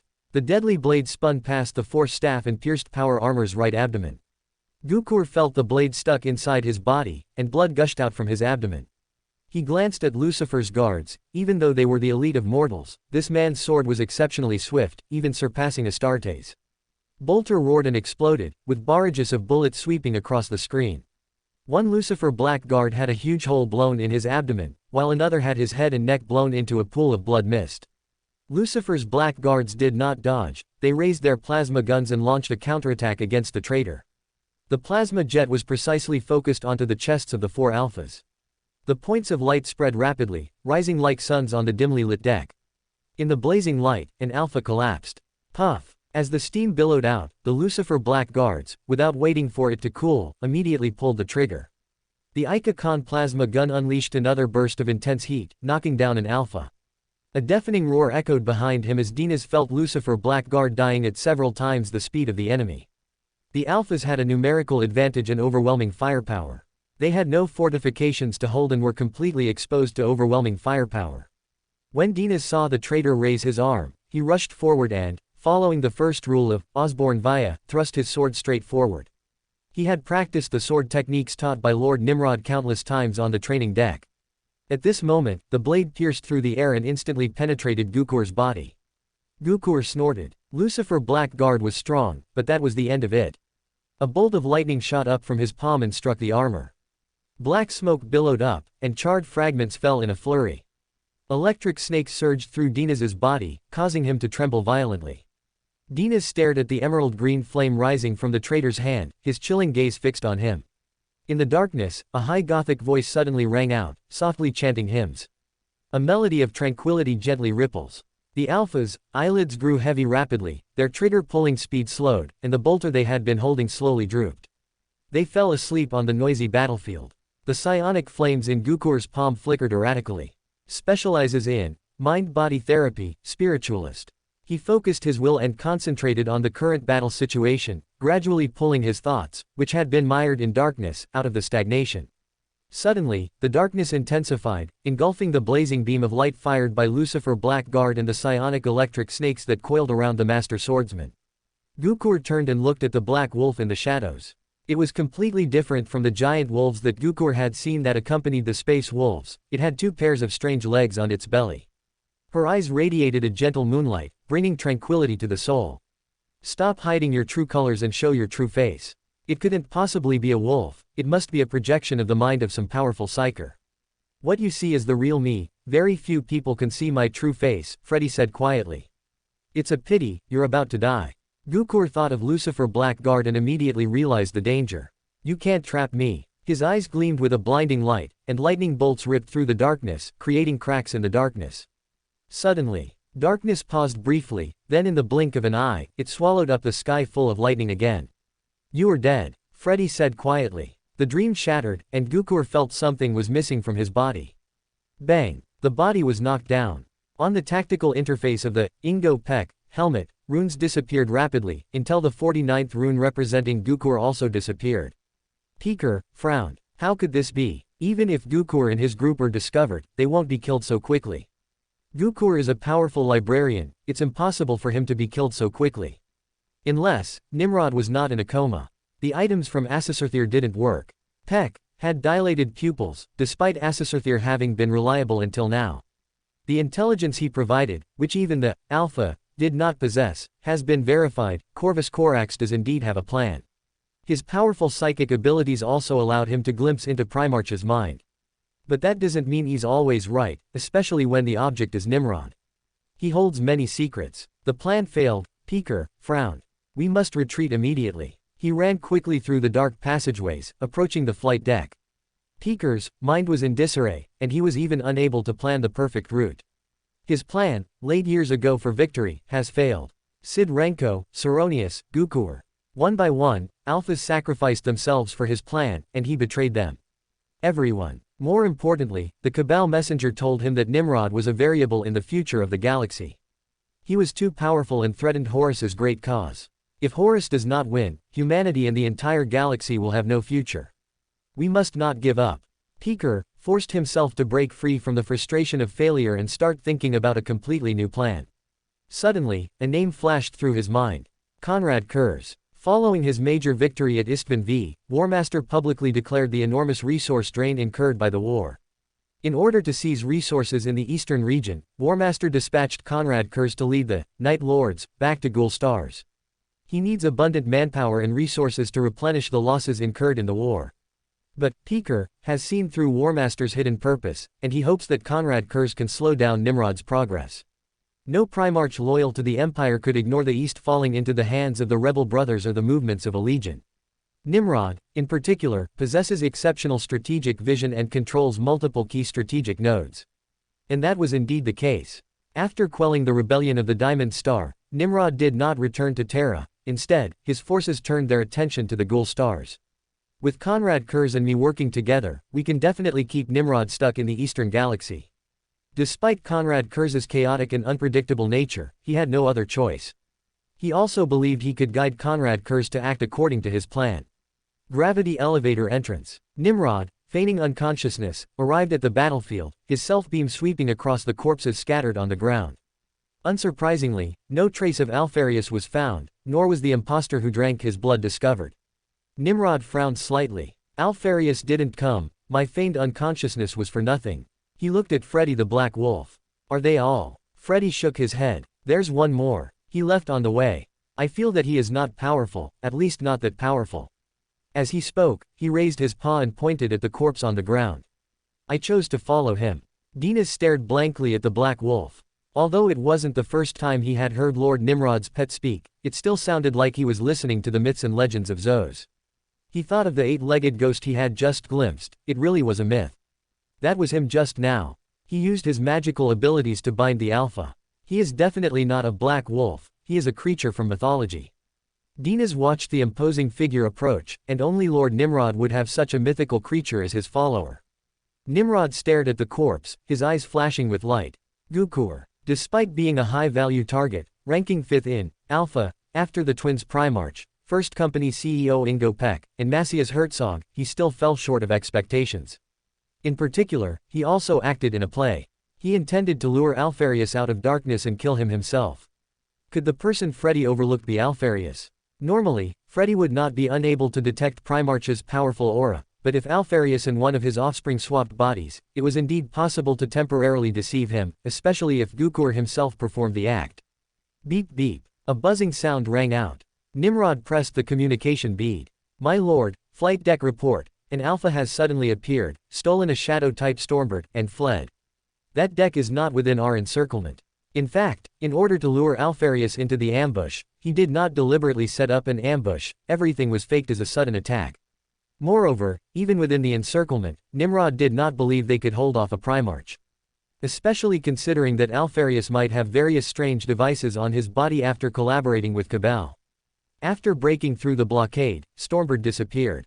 Alfarius ran away. Switching to Alpha. Nimrod abandoned his earlier idea of having Freddy lead him in search of someone who appeared to be Alfarius. Alfarius might escape using Cabal's contraption, but Gloriana-class battleships. Alpha doesn't just disappear into thin air. At least secure the money first, so as not to have worked for nothing. I must go to Alpha immediately. Alfarius's unexpected escape made him begin to doubt his own judgment. Even now, he cannot be certain whether the holographic projection is Alfarius. After all, that's the physical realm, not a psionic projection, and warp insight can't see through it.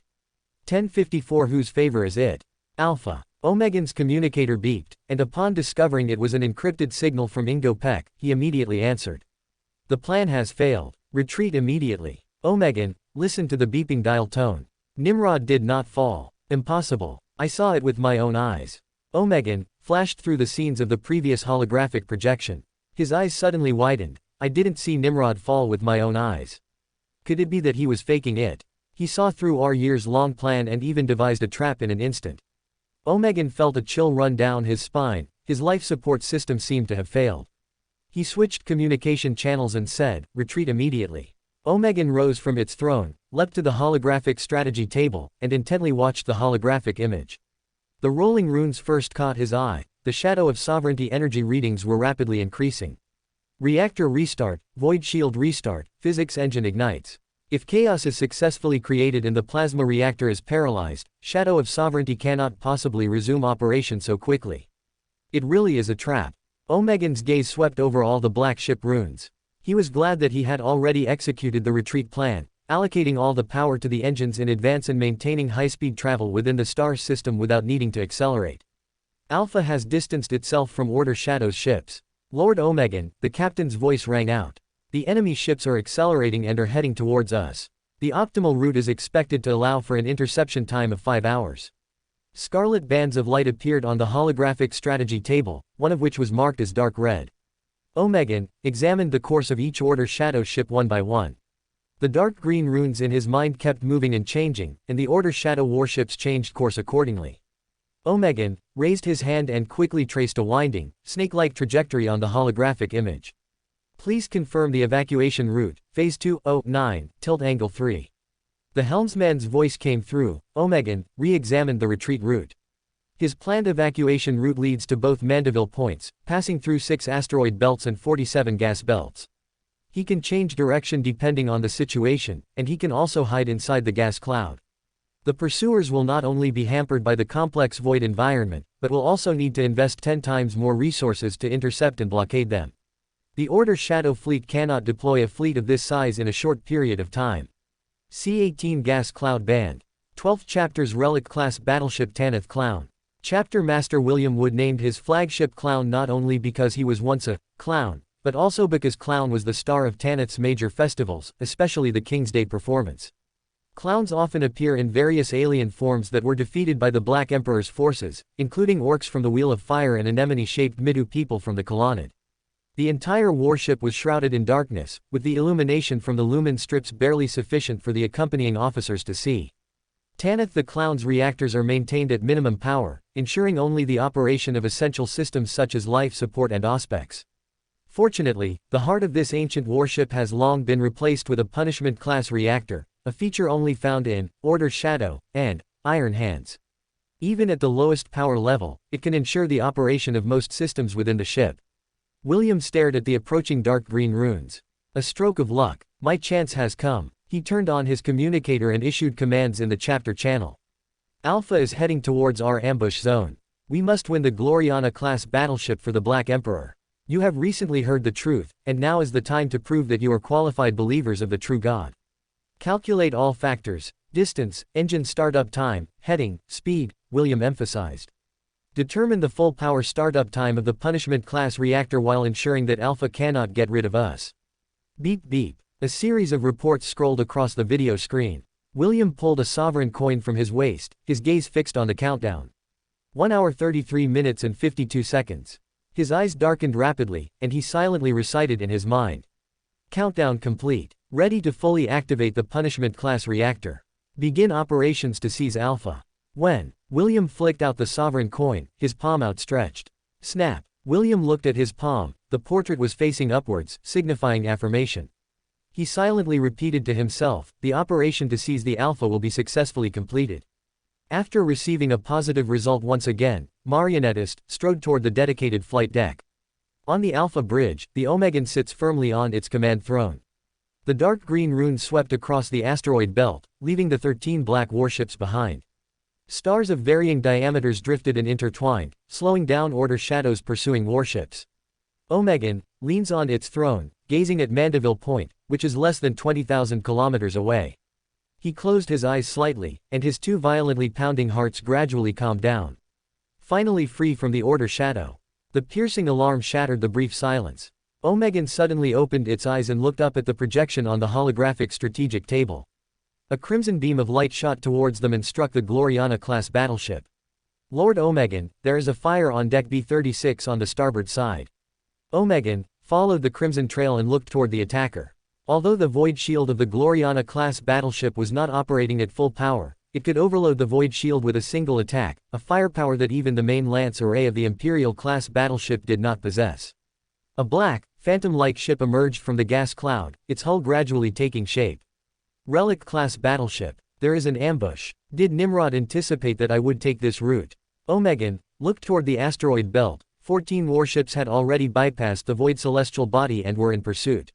Full speed ahead to Mandeville Point. Shut down other void shields, and activate the plasma reactor, warp engine, and main propulsion engine at maximum power. Although Alpha doesn't have the same reinforced armor as Endurance, it can still withstand several rounds of fire.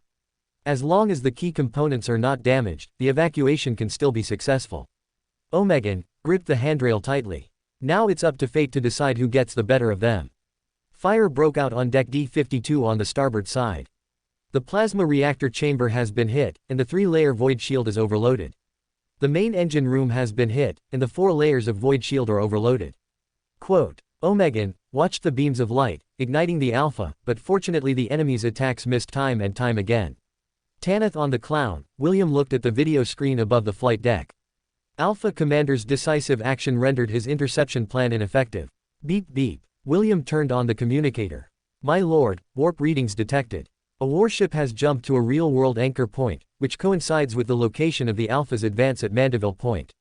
10:55 I am in Omega 2. Alpha, bridge. Omegan kept a close eye on the warships that appeared near Mandeville Point. It is quite different from the Gothic style of the Empire, and resembles the River Styx from mythology. The River Styx, Trident. Abyssal-class warship. Omegan recalled the 3 related reports he had received. The detailed report came from the Sol system. It was intelligence relayed back by Alpha's infiltration agents. Fabricator General, all the Abyssal-class warships that Kelberhal created for the War Division were taken away. A brief report came from Cathonia. 2 Abyss-class ships appeared, seized the homeworld of Sons of Horus, and declared that the planet would serve Nimrod. Another one comes from the highly toxic ship jointly developed by Corona Deeps, Dark Mechanicum, and Death Guard, which pulls a space-wrecked ship from warp but encounters an Abyssal-class warship. Warmaster's decisive blow was shattered by Abyssal-class warship. Lupercal suffered its first failure. Omegan's heart sank. Regardless of which Abyssal-class warship has appeared, it belongs to Nimrod. Its ship, the Giant Book, slowly opened, revealing huge cannon barrels. Lord Omegan, the energy readings are rising rapidly. Void shield power is being reallocated. A blazing beam of light shot in and seized all the energy sensors. One by one, the runes on the video screens vanished instantly, replaced by a dense flurry of snowflakes. The overhead lights went out instantly. Omegan swayed slightly, and a cracking sound came from the top of the servitor on the right, with a burnt smell emanating from the interface. He stared intently at the holographic image and issued the order. Restart the Auspex array and check the situation. Alfarius's armored magnetic boots firmly pinned Omegan to the deck, and the anticipated impact was delayed. The image flashed briefly, accompanied by a rapid series of flickering, before stabilizing. The Abyssal-class warship neither launched another attack nor moved. It deployed alongside the other Grey warships to defend Mandeville Point. Omegan looked around as Relic-class battleships approached, with more and more warships gathering around. Alpha is surrounded and has no way to retreat. Lord Omegan, a threat signal. Order Shadow has boarded the ship. They want to seize the Gloriana-class battleship. The Order Shadow already has 4 ships and is eyeing our warships. Greed. Arrogance. The Omegan's gauntlets clicked. This is also an opportunity. He turned on his communicator. Honor Guard. Omegan, accompanied by the First Company's Honor Guard, arrived at Deck C-36 and immediately saw a modified assault boat crash into the ship. It's about 5 times larger than the Gauntlet assault boat, and doesn't quite resemble an Astartes assault vehicle. However, only one figure stepped off the deck. He was like a mirror image of Omegan, with the same appearance and armor. It couldn't be Primarch. He should have withdrawn after the plan failed. Other Alphas that have obtained Primarch's blood. Omegan stepped forward, smiling, and said, I am Omegan. I am also an Omegan. Sid Renko raised his molten gun, and the scorching molten liquid mercilessly struck the Omegan. Omegan's smile froze as the scorching molten liquid blasted over him, charring Alfarius's 5th suit of armor to a crisp. He betrayed us and pledged allegiance to Nimrod. Kill him, Omegan shouted, drawing his short sword from his waist. The First Company's honor guards raised their guns, their movements as clumsy and sluggish as servitors. Omegan pressed his finger against the rune, and an elegant high Gothic chant echoed in his mind. He is your brother. You can't attack it. Omegan stiffly turned his neck, looking at the tall, slender figure slowly walking down from the deck, feeling incredulous. Nimrod, known as the conqueror of the xenomorphs and the eternal victor against humanity, had slaughtered countless xenomorphs. How could he possibly be allied with the Eldar? Traitors, you collude with Order Shadow and the aliens. Omegan slammed his finger down. Crack. Omegan charged suddenly at the alien. Farseer Puppet raised his hand, and a silver spear inlaid with sparkling gems and adorned with mysterious metal engravings leapt into the air. The spears whirled, accompanied by low chanting. Omegan raised his short sword and struck the spear. The chanting stopped abruptly, and the singing spear was knocked away, spinning as it landed in Farseer Puppet's palm. Honor Guard plasma guns were slowly raised to face West Germany, and fingers slowly pulled the triggers. West Germany strode quickly to the left, and the molten metal blasted an honor guard into a ball of fire. Crackling sounds. Amid a series of short, explosive sounds, countless arms emerged from the specially designed assault boat. 4 Honor Guard members. Superman's brain was pierced by psychic energy, and his body crashed to the ground. Several Hades Terminators were slammed to the ground, and others were knocked down by the shockwave. The knight-sized figure strode out, growing larger with each step until his head was only a finger's width from the ceiling. What the hell is this? Omegan has no memory of such a thing. His physique was somewhere between a knight and a warhound. The Titans, however, were in constant flux. His body wasn't made of steel, nor did it possess a single-door fire control weapon, but his countless, chilling hands gleamed with terrifying psionic light. Countless hands moved horizontally, throwing bursts of fireworks toward Honor Guard. The molten torrent engulfed the 14 Pluto-type Terminators, their terracotta armor vaporized, and their flesh melted into ashes. Omegan's brain was spinning rapidly, analyzing everything. Order Shadow, traitors, Eldar, unknown psionic creations, how are they connected? Omegan's eyes suddenly lit up as he found a breakthrough: Order Shadow. The absence of Order Shadow must be key. Omegan sprinted forward, sometimes ducking low to avoid the whirling spears, sometimes rolling and leaping to dodge the falling lightning and the rolling flames. Bang! Omegan's combat boots slammed heavily onto the deck, his body seemingly being pulled by spider silk. Psychic Psyker. Impossible. Even Nimrod and Magnus could not simultaneously control the Eldar in an unknown alien creation. You can't control me, Omegan roared. Get out here. Omegan raised his arm, the sword blade meeting the axe blade. He raised his arm, grabbed the helmet, and yanked it off forcefully. A face that seemed out of place and incongruous came into view. His eyes and bald head were just like Primarch's hands. The rest of his appearance belongs to another person. Sid, it's you. The leader of the Lernaean Terminators has been enslaved by the Order Shadow. It's me. Sid swung his arm without mercy, the hissing blade biting into the Primarch armor. Fresh blood gushed out. Traitor, you don't deserve to use this face. Omegan swung his left arm and punched West Germany hard in the right eye. Bang! Blood splattered. Sid felt no pain at all, he numbly swung his arm to attack. Omegan closed his 5 fingers and grabbed West Germany's arm. He brandished his short sword, ready to behead the traitor. Call. With a low groan, his right arm was struck hard. His arm twisted, the short sword grazed past West Germany, the force field crackled, and a mass of flesh and blood exploded out. The Omegan sword, with its spinning blade, slashed towards West Germany. The blade suddenly stopped, and Omegan was stunned. His thoughts were in disarray. West Germany sometimes became a fighting comrade, and sometimes a shameful traitor. Marionettist, William Wood said to the first captain beside him as he slowly descended from the deck. Sid Renko is yours. 7. He wants to change to a third secret partner. William's spirituality, his manipulation of the 2 mystical puppets, Soothsayer and Crave, in the Mag Sisla arc, has reached its limit. He could also sense that the person in front of him, who was wearing an Omegan, or rather an Alfarius, had a stronger aura than West Germany, even though they both possessed Primarch blood. It would have been much more difficult to manipulate his spiritual threads without using Sid Renko to disrupt his thoughts. 1056 I'm not interested in your proposal, I want you. Nimrod rushed to Alpha. Although William Wood, with the help of the 3 mystics, could contend with the Primarch for a while, there was still a gap between them. Marionettist will replace the new 3rd secret puppet and bring it to Nimrod. Before the Black Emperor. My lord, I have captured the man who is impersonating Omegan, but I cannot confirm his identity. Nimrod's breathing slowed, his eyes gleaming as he looked down at Omegan from a higher perspective. Beneath the warped sight, the outer layers of Omegan were peeled away, revealing its true form. He is Ingo Peck, the head of the first company of Alpha. Peck, who killed Dina's chain, ironically became William's secret puppet. Nimrod recalled that after Alfarius and Omegan were persuaded by Cabal, they launched a devastating attack on Expeditionary Fleet number 670 in order to prevent the secret from being leaked. When Peck appeared in the form of Alfarius and killed Teng Namatira, the commander-in-chief of the Expeditionary Fleet, he was stopped by Lucifer Blackguard. Dina's superhuman swordsmanship wounded the first captain, who possessed the blood of the Primarch, but he was ultimately killed. Well, Peck's death isn't all good news. If ORL encounters Herzog and doesn't have Peck's help, can he still get through?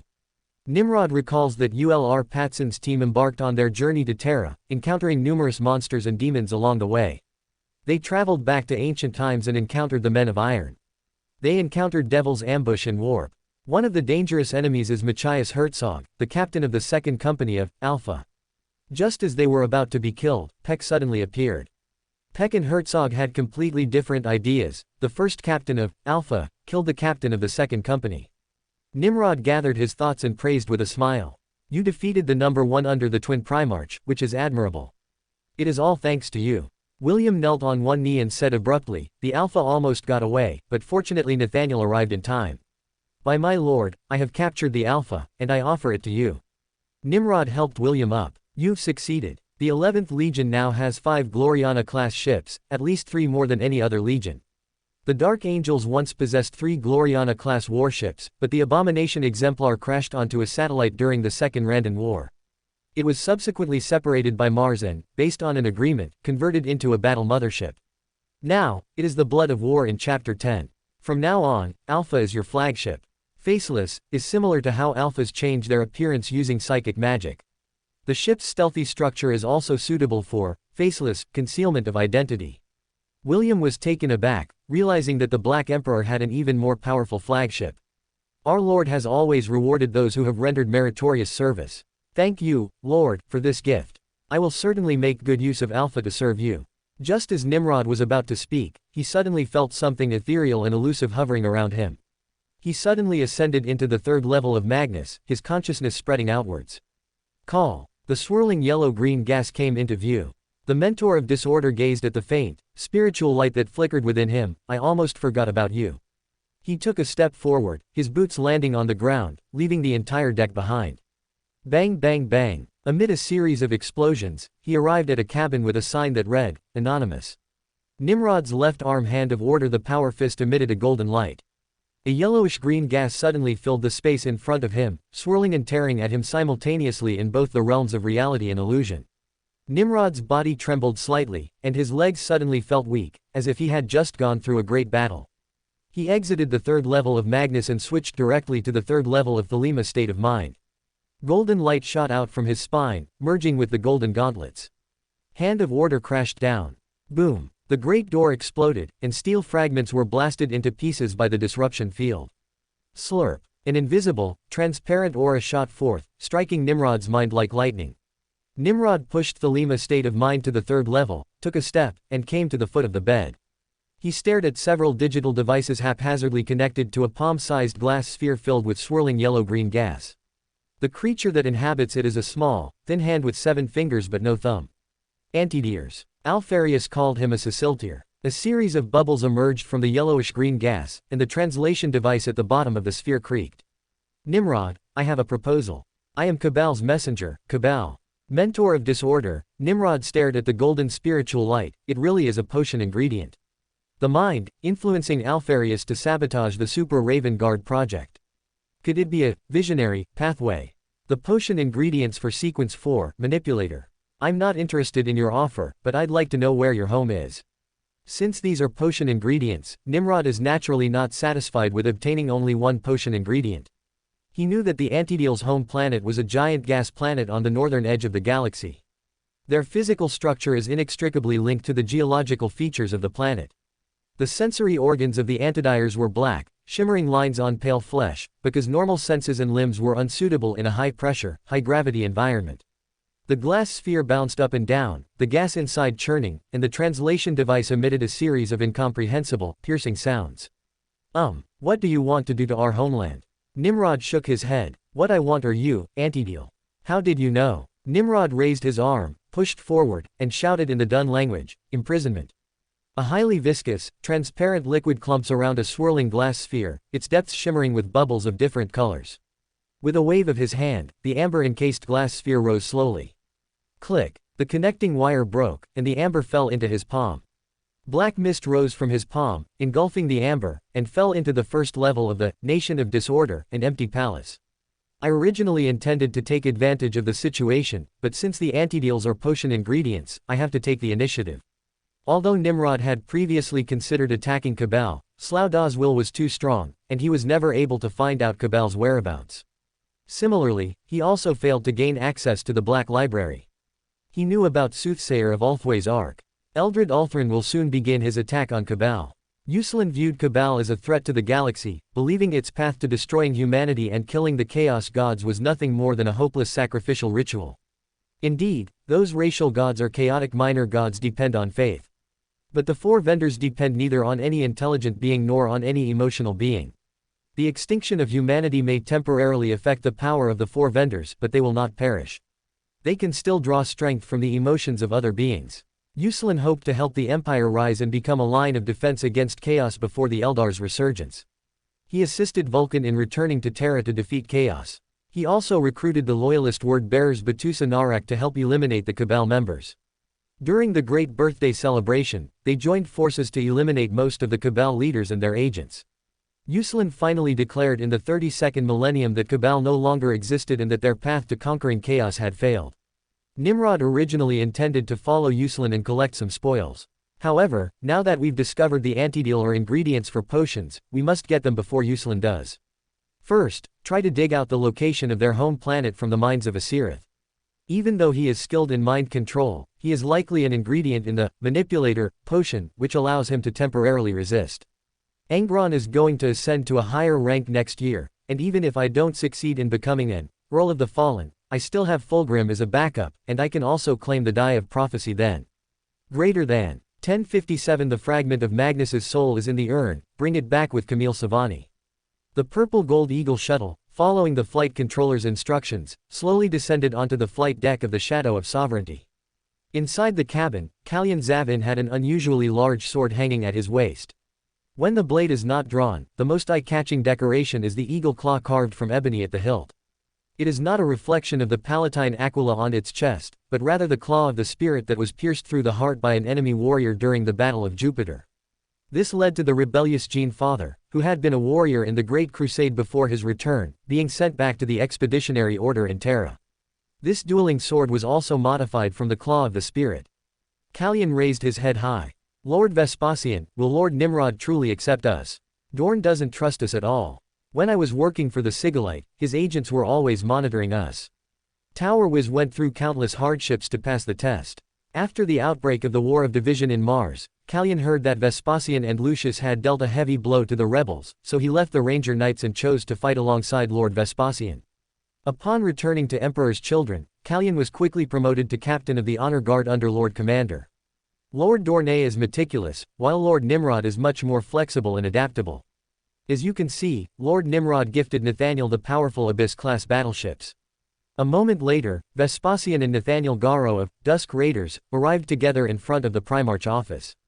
They paused before the great door, gazing at the warrior bearing the spear of Bacchus. They felt an inexplicable sense of disgust upon first seeing this person. They exchanged a glance, reading the same meaning in each other's eyes, blanks.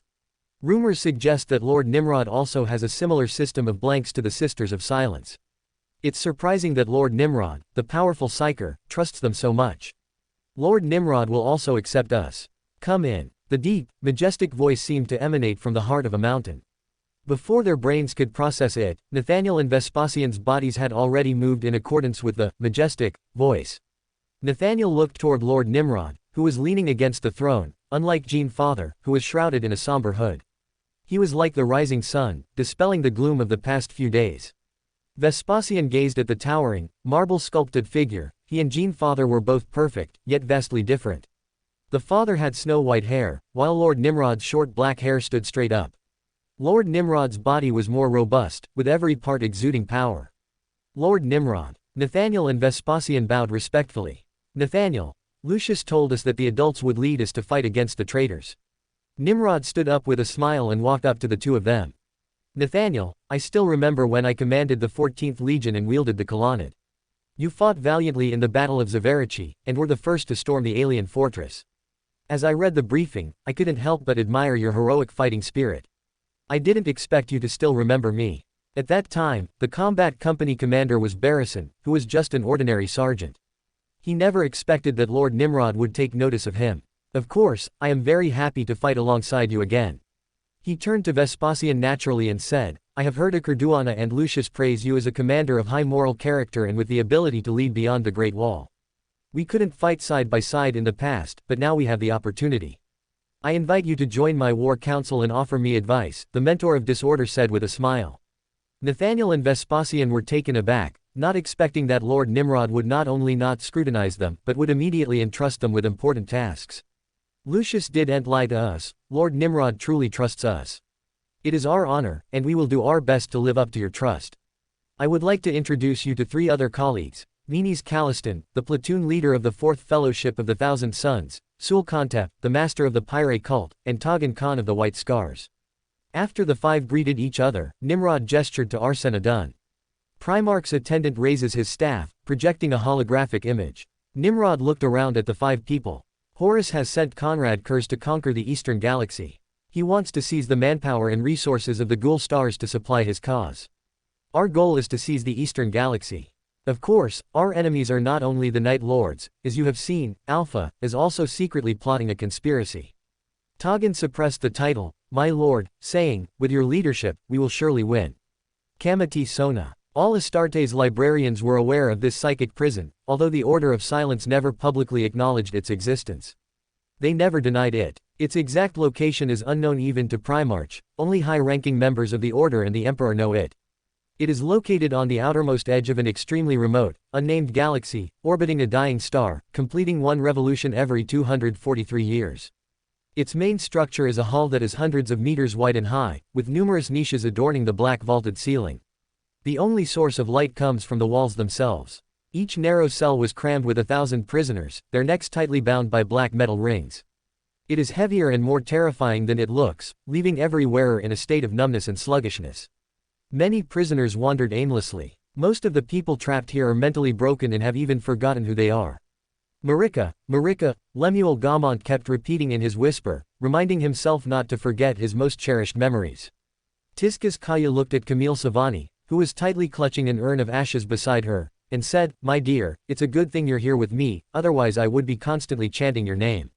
They huddled together, reminiscing about the bright sunshine of Tiska and the fruits and vegetables they could easily pick by simply looking up. They knew Prospero had been destroyed, even without witnessing it firsthand. After leaving Prospero, the 3 were arrested, imprisoned in this jail, and repeatedly tortured. A piercing alarm suddenly blared, and emergency lights shattered the darkness. A torrent of energy surged into Caso Sona, infusing the withered bodies of the psionic prisoners. They greedily breathed in the energy in the air, they parted the fog before their eyes, and re-examined their surroundings. Lemuel looked up abruptly, and black smoke billowed from where the collar around his neck was, burning as if in a furnace. The surface, however, was covered with a pale, frost resembling a spiderweb. Someone's coming. No sooner had he finished speaking than a large group of servo skulls flew over. The laser carbine was raised, and a blizzard of laser beams sliced through the air, engulfing the psionic prisoner.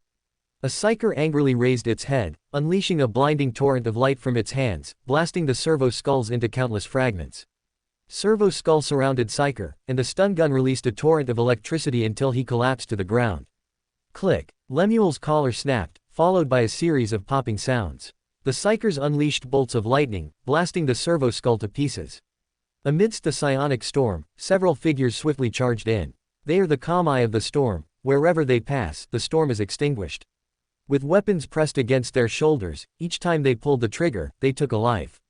Sisters of Silence. Lemuel shouted. They're going to kill everyone. Lemuel followed the 2 surging wisps of energy and looked towards them. Warrior, clad in a gleaming crimson armor, came into view. He recognized 2 of his former mentors within them, Chief Librarian of the Thousand Suns. Hather Matan, the Corvidae cult, Grand Master of the Temple Ahriman. On the other side, the Astartes, who were in the lead, were wearing power armor but without any paint scheme. Lemuel frowned. He knew that the Astartes cared most about honor, and even the Death Guard, who were least concerned about paint, would paint their insignia on their shoulder armor. Ranger Dio Promes raised his skull staff, and, Ultramarines, the former Chief Librarian, unleashed a ring of azure flames that struck Thousand Suns. Pirate cult, Grand Master of the Temple Caliphus scoffed dismissively, as the blazing molten liquid surged upwards. Witchcraft brat. Space wolves, Rune Priest Padva Biach of the 3rd Dalien spat contemptuously. As he raised his hand, a fierce storm of sharp ice shards appeared out of thin air and crashed into the ethereal flames. Caliphus fought 2 opponents alone, and the etherfire was blocked from advancing an inch. Azek, have you found it? Ahriman maintained Magnus's 3rd level of perception of everything around him, nothing. If it were that easy to find, the Sisters of Silence would have taken it long ago. Hather, positioned between the 2, briefly glanced at Lemuel before his gaze fell upon the urn in Remembrancer Camille's arms. The Black Emperor's oracle flashed through his mind. The fragments of Magnus's soul are in the urn. Bring it back with Camille Savani. Greater than. 1058 Kairos, I need you to make some changes to it. Ogier the Wimp, the shield-bearer of the third largest, Space Wolves, unit, charged forward with his shield engraved with protective runes. The Calamity Messenger, Swavener the Swift Wolf, followed behind him, wielding a harpoon-like weapon of spiritual destruction. Lemuel Gaumont, pulling Camille Savani and Kaya away from ferocious wolves, watched as harpoons with serrated blades whirled, executing psychers one by one. The other two wolves sang savage songs as they slaughtered Warlock. Lemur, Camille, Kaya, come here. A calm voice pierced through the roar of the bolt and rang in the ears of the three. They instinctively moved forward, toward Librarian, chief of the 1,000 Sons. Hather Mat walked away. They snapped out of their daze and quickened their pace. While Ahriman's act of taking their close friend Callisto Ors and sacrificing his life to foreshadow Prospero's fate is abhorrent, it is still better than executioners like the Space Wolves who slaughtered the psionic prisoners. Grand Master of the Temple by Pavoni Cult, Hather raised his hand and hurled a blazing bolt of lightning that struck the shield. Bang! A dozen or so Fenris's crude protective runes exploded. The shield dimmed, and electricity crackled through Ogier's blind arm. He threw his head back and roared, gripping his shield tightly. Swavener the Swift Wolf swung his arm and threw the soul-slaying weapon in his hand. The harpoon whistled through the air, heading straight for Hather. Hather drew his ornate scimitar and swung it casually. When the immense force of Dreamwalker knocked away the harpoon that Space Wolves had thrown with all their might. Grab them! Former Ultramarines Chief Librarian Dio Proms shouted over the communications channel. There must be a reason why Hather called them. They may be related to our goals. Swavener the Wolf reached out with his left hand and grabbed the one called Lemur in his hand. Lemuel grunted, the naturally gifted reader staring at Space Wolves. He ascended to the second level of Magnus, grasped with his left hand, and poured in all his faith. Let me go. Swavener's wolf gauntlets opened, revealing a gap. Just as Lemuel was about to slide down, the gauntlet suddenly tightened its grip, making his ribs ache. Lemuel's forehead and back were covered in cold sweat, and he groaned in pain. Warlock, behave yourself. Don't test my patience. Move again, and I'll snap your head off. After warning the mortals, Swavener the Swift Wolf charged forward towards two other mortal women who were running together in an embrace. Hather's eyes gleamed with golden light, spreading throughout his entire being.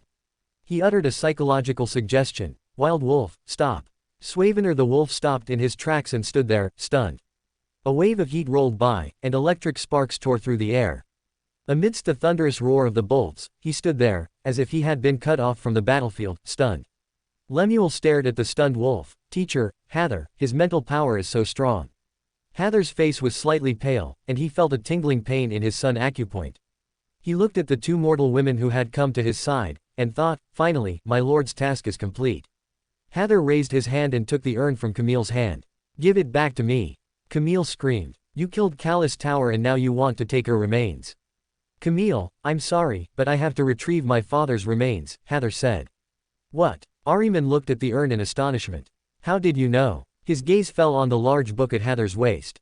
It's time to leave. Hather looked at Warhounds. Titan approached and spoke. As he spoke, he took out the Book of Magnus. The pages flipped rapidly, then burst into dazzling colored light. Lemuel watched as Camille and Kaya, along with Hather and the other 1,000 Sons, vanished into the light. Tiska's radiance. A dazzling light suddenly rose up, and stripes of scarlet armor gradually emerged, accompanied by two women. Pirate Cult, Grand Master of the Temple Caliphus clenched his right fist. Hather, I have something to discuss with you. Hather glanced at Caliphus, his shimmering feather technique capturing the undulations beneath his skin. He nodded and said to Menkora, the Corvidae cult, master who had been modifying dreams since the burning of Prospero, in accordance with the Black Emperor's orders, settle our guests in. Yes, Lord Hather, Menkora replied. Ahriman looked at Menkora, his eyes slightly dim. The cabin was dimly lit. Caliphus was drenched in sweat, his throat felt like it was on fire, and every cell in his body was restless and churning. Poisonous bile surged up his throat, and he bit his burning lips to suppress the urge to vomit. Psionic Drake leaned against him, flapping its wings to fan him. Hather placed his hand on Caliphus's arm, and wisps of cold mist emanated from his palm. Sizzle. Steam filled the air as the intense heat gradually cooled. I can only temporarily suppress your flesh change. Hather released his arms, his handsome face as pale as snow. I understand. Caliphus gripped his gauntlet tightly. I only regret that I didn't kill a few more wolves earlier. The seasoned psychiatrist, looking at Caliotis who was already contemplating suicide, was about to speak when suddenly inspiration struck. He looked towards the doorway. Devil. A silver-black figure slowly emerged from darkness. Its oval ceramic head was empty, with only a gleaming silver mark imprinted in the center of its face. Hather would never regard him as a creation manifested in his physical form, a demonic puppet of the kingdom of dragons. He wouldn't treat the devil residing within him as an ordinary devil either. The Black Emperor's decree made him aware that Aphrodite was Kyrus, the chief archdemon under the warp false god, Tzeentch. He tilted his head. Hathor, you know your bright feather technique can't suppress it for long. I can help you. The smooth head turned eerily to the other side. That's right, it's you. Hather looked at Kyrus warily. What do you want? Kyrus straightened his head, facing Hather's waist, at the seemingly enormous book. The Book of Magnus. I need you to make a few changes to it. A tiny, insignificant change, requiring only the modification of an inconspicuous paragraph, or more precisely, a footnote. He tilted his head and said, you just need to write a few lines of law on the edge of the page. This is just trivial information. Hather recalled Amon's emphasis on details, and Primarch's attendant cited the construction process of the Pyramid of Photep as a vivid example. The disturbances we previously overlooked or ignored, the minor flaws we mistakenly thought were insignificant, they can all have profound effects. I refuse. Hather stated that the Book of Magnus belonged to the Black Emperor and was temporarily bestowed upon him. He couldn't possibly change any of it. Devil, get out. Caliphus's hand erupted in flames. Otherwise, I will burn your body to ashes. Kyrus tilted his head to the other side. Your time is running out. He slowly disappeared into the darkness. Hather raised his hand and patted Caliotis on the shoulder. Don't worry, you'll be fine. The seasoned, Telepathus, saw the flames go out and walked straight outside, knowing he didn't believe it. Although I cannot suppress the flesh change, I have a way. The Black Emperor values Kalios and will certainly not stand idly by and watch him die. Caliphus turned his head sharply. Sobek is dead. I'm sorry, I tried my best. I really can help you. 1059 Korax, I've bullied so many of your bastards, this time I'll retaliate with 2,000 of your men. Hather Mat returned to his cabin without immediately offering prayers. He first meditated to restore himself to his best condition, and then drew his magnificent scimitar. He carried the urn of ashes in his left hand, walked briskly, and swiftly wielded his scimitar with his right hand, rapidly setting up the Euclidean rune. Remembrancer inside the urn Callisto ores, ashes drifted in the still air, shimmering with a dazzling light. Dreamwalker's eyes narrowed, and he accelerated, Euclidean rune, at top speed. The dazzling clouds rose up, about to collide with the porcelain urn, when suddenly they dissipated, falling like dust. Hather breathed a sigh of relief after feeling the power of the ocean of souls recede like the tide. The first time he felt powerless, he felt at ease. Hather knelt down, holding the urn of ashes, and prayed to the Black Emperor. As the prayer was recited for the third time, black mist rose and engulfed Hather. Hather lifted the urn containing the ashes, saying, My lord, I have fulfilled your divine decree. He felt something surging within the ashes, and the porcelain urn in his hand felt warm. The Black Emperor, seated high on his throne, raised his hand, and the urn of ashes flew up and landed in his palm. Nimrod's eyes flickered with light and shadow, and a phantom crimson giant, carrying boundless hatred, surged and swirled. He raised his head and roared, flames billowing forth, as if to destroy everything. He knew that this fragment of Magnus's soul represented his pain, guilt, and hatred. Its birth stemmed from his personal remembrancer, Mahavatus Karimachus, who ghost-wrote the Book of Magnus for him, thus establishing a spiritual bond. It contains pain and guilt stemming from his long-term manipulation of Karimachus, as well as Ahriman and Aemon, who, under his orders, recklessly foresee the future and sacrifice Ors as the focal point. As for hatred, it is the ultimate hatred for wild wolves. Go to the 7th level and calm down on your own. As Nimrod pondered, black mist rose from his palm and engulfed the urn of ashes. He raised his perspective, overlooking the entire nation of disorder. The urn containing the ashes fell into the 7th level of space, whereupon it trembled violently. The ashes surged and churned, as if about to leap out of the ceramic urn. Black silk threads wrapped tightly around the porcelain urn, binding it. The trembling of the urn stopped, and it floated quietly among countless ropes. Nimrod turned his attention back to Hather. Well done. It is all thanks to the Lord's favor. Hather felt relieved and continued his report. I brought back Remembrancer Camille Savani in accordance with your divine decree, but Lemuel Gaumont was taken away by the Rangers and Space Wolves of the Sigillite. It's fine, Nimrod said nonchalantly, even thinking it was a good thing. After passing Malcador's assessment, Lemuel might become one of the 4 founders of Inquisition, just as I recall. It's unlikely that it would be brought back to me. Malkador and the Emperor have been striving to establish a regime ruled by ordinary people, and he also attempted to seize power over the territories from himself during the previous Council of Terra process. The flesh change in Kaliotis, whom you have always cared about, has begun to manifest. I have temporarily suppressed the surging power, but it cannot last long. The demonic puppet that Kairos possessed appeared and offered a deal. Let me revise your Book of Magnus. Nimrod leaned against the throne, his mind racing with related memories. The person who underwent flesh change, from Hathor to Kaliotis, may be because he was the Dreamwalker of Sequence 5, and was more resilient both physically and mentally. Caliphus was originally supposed to die in the burning of Prospero. As time went on, the probability of a flesh change erupting among him and the other 1,000 sons was gradually increasing, and once it did, they would have no way to suppress it. Thinking about this, Nimrod decided to take the money and run. The remaining 3 soul fragments are difficult to obtain, and there's a possibility they could expose Beander. Of the 6 fragments that had escaped Magnus's control, he had already obtained 3 soul fragments, while the remaining 3 were difficult to acquire. The least likely one to be obtained is the one in the underground palace, which is firmly controlled by the Emperor and Malkador. Cadmus's piece represents Magnus, the scholar and the seeker of knowledge. It is not more powerful than the other fragments, but to open the passage to that place, one must get past the purifier. Hathor and his group might be able to defeat him, but they need to get him to open the passage. Defeating him won't solve the problem. The cleanser is also under Tzeentch, a special archdeacon imbued with conceptual power. To travel there, one must fulfill his demands. This requires opening your heart to him and offering the deepest emotions. In this area, Sequence 5's Dreamwalker cannot defeat the Liquidator. In Nimrod's memory, the Liquidators demanded sorrow from Ahriman. His 2 closest brothers, Olmuzd and his student Sobek, both died in the flesh change. He witnessed it twice. Argos has become a devil's paradise, and that fragment represents Magnus as a warrior and military commander, possessing the strongest fighting power. Moreover, if things proceed as he remembers, he will be temporarily bound inside Lemuel Gamont's body. Lemuel will undergo a transformative change, learning psionic magic that Ahriman and Hathor did not teach him, and discovering secrets unknown even to the 1,000 Sons. More importantly, the brief spiritual connection will transform his soul and mind, giving him insights far beyond those of ordinary people. Even after the fragments were removed, he still far exceeded the limits that ordinary people could reach, and even the mortal sword Saint Nagase Yasushi could not compare.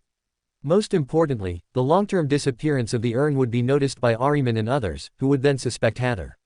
I can't risk losing my soul fragments by letting him bring them back to the real world. Nimrod weighed the pros and cons and made a decision. You shall immediately summon all the 1,000 sons you can influence, through teleportation. Dor, bring me to your side. I will cure Caliphus's flesh change. Hathor's lips curled into an uncontrollable smile, and his eyes shone brightly.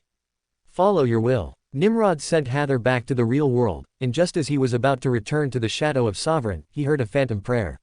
He spread his spirituality, touching the ever-expanding and contracting sphere of spiritual light. Librarian Balsa Kucheri, former chief of the Raven Guard. My lord, I have been following my father ever since I parted from Alistair. I hadn't found an opportunity before because Istvan V survivors like Agapito were skeptical of my psionic warnings. I swore to my father and the Emperor that I would never use psionic powers again, but I broke my promise. Without the slightest hesitation, Balsa said, I brought out 4,930 fighting brothers.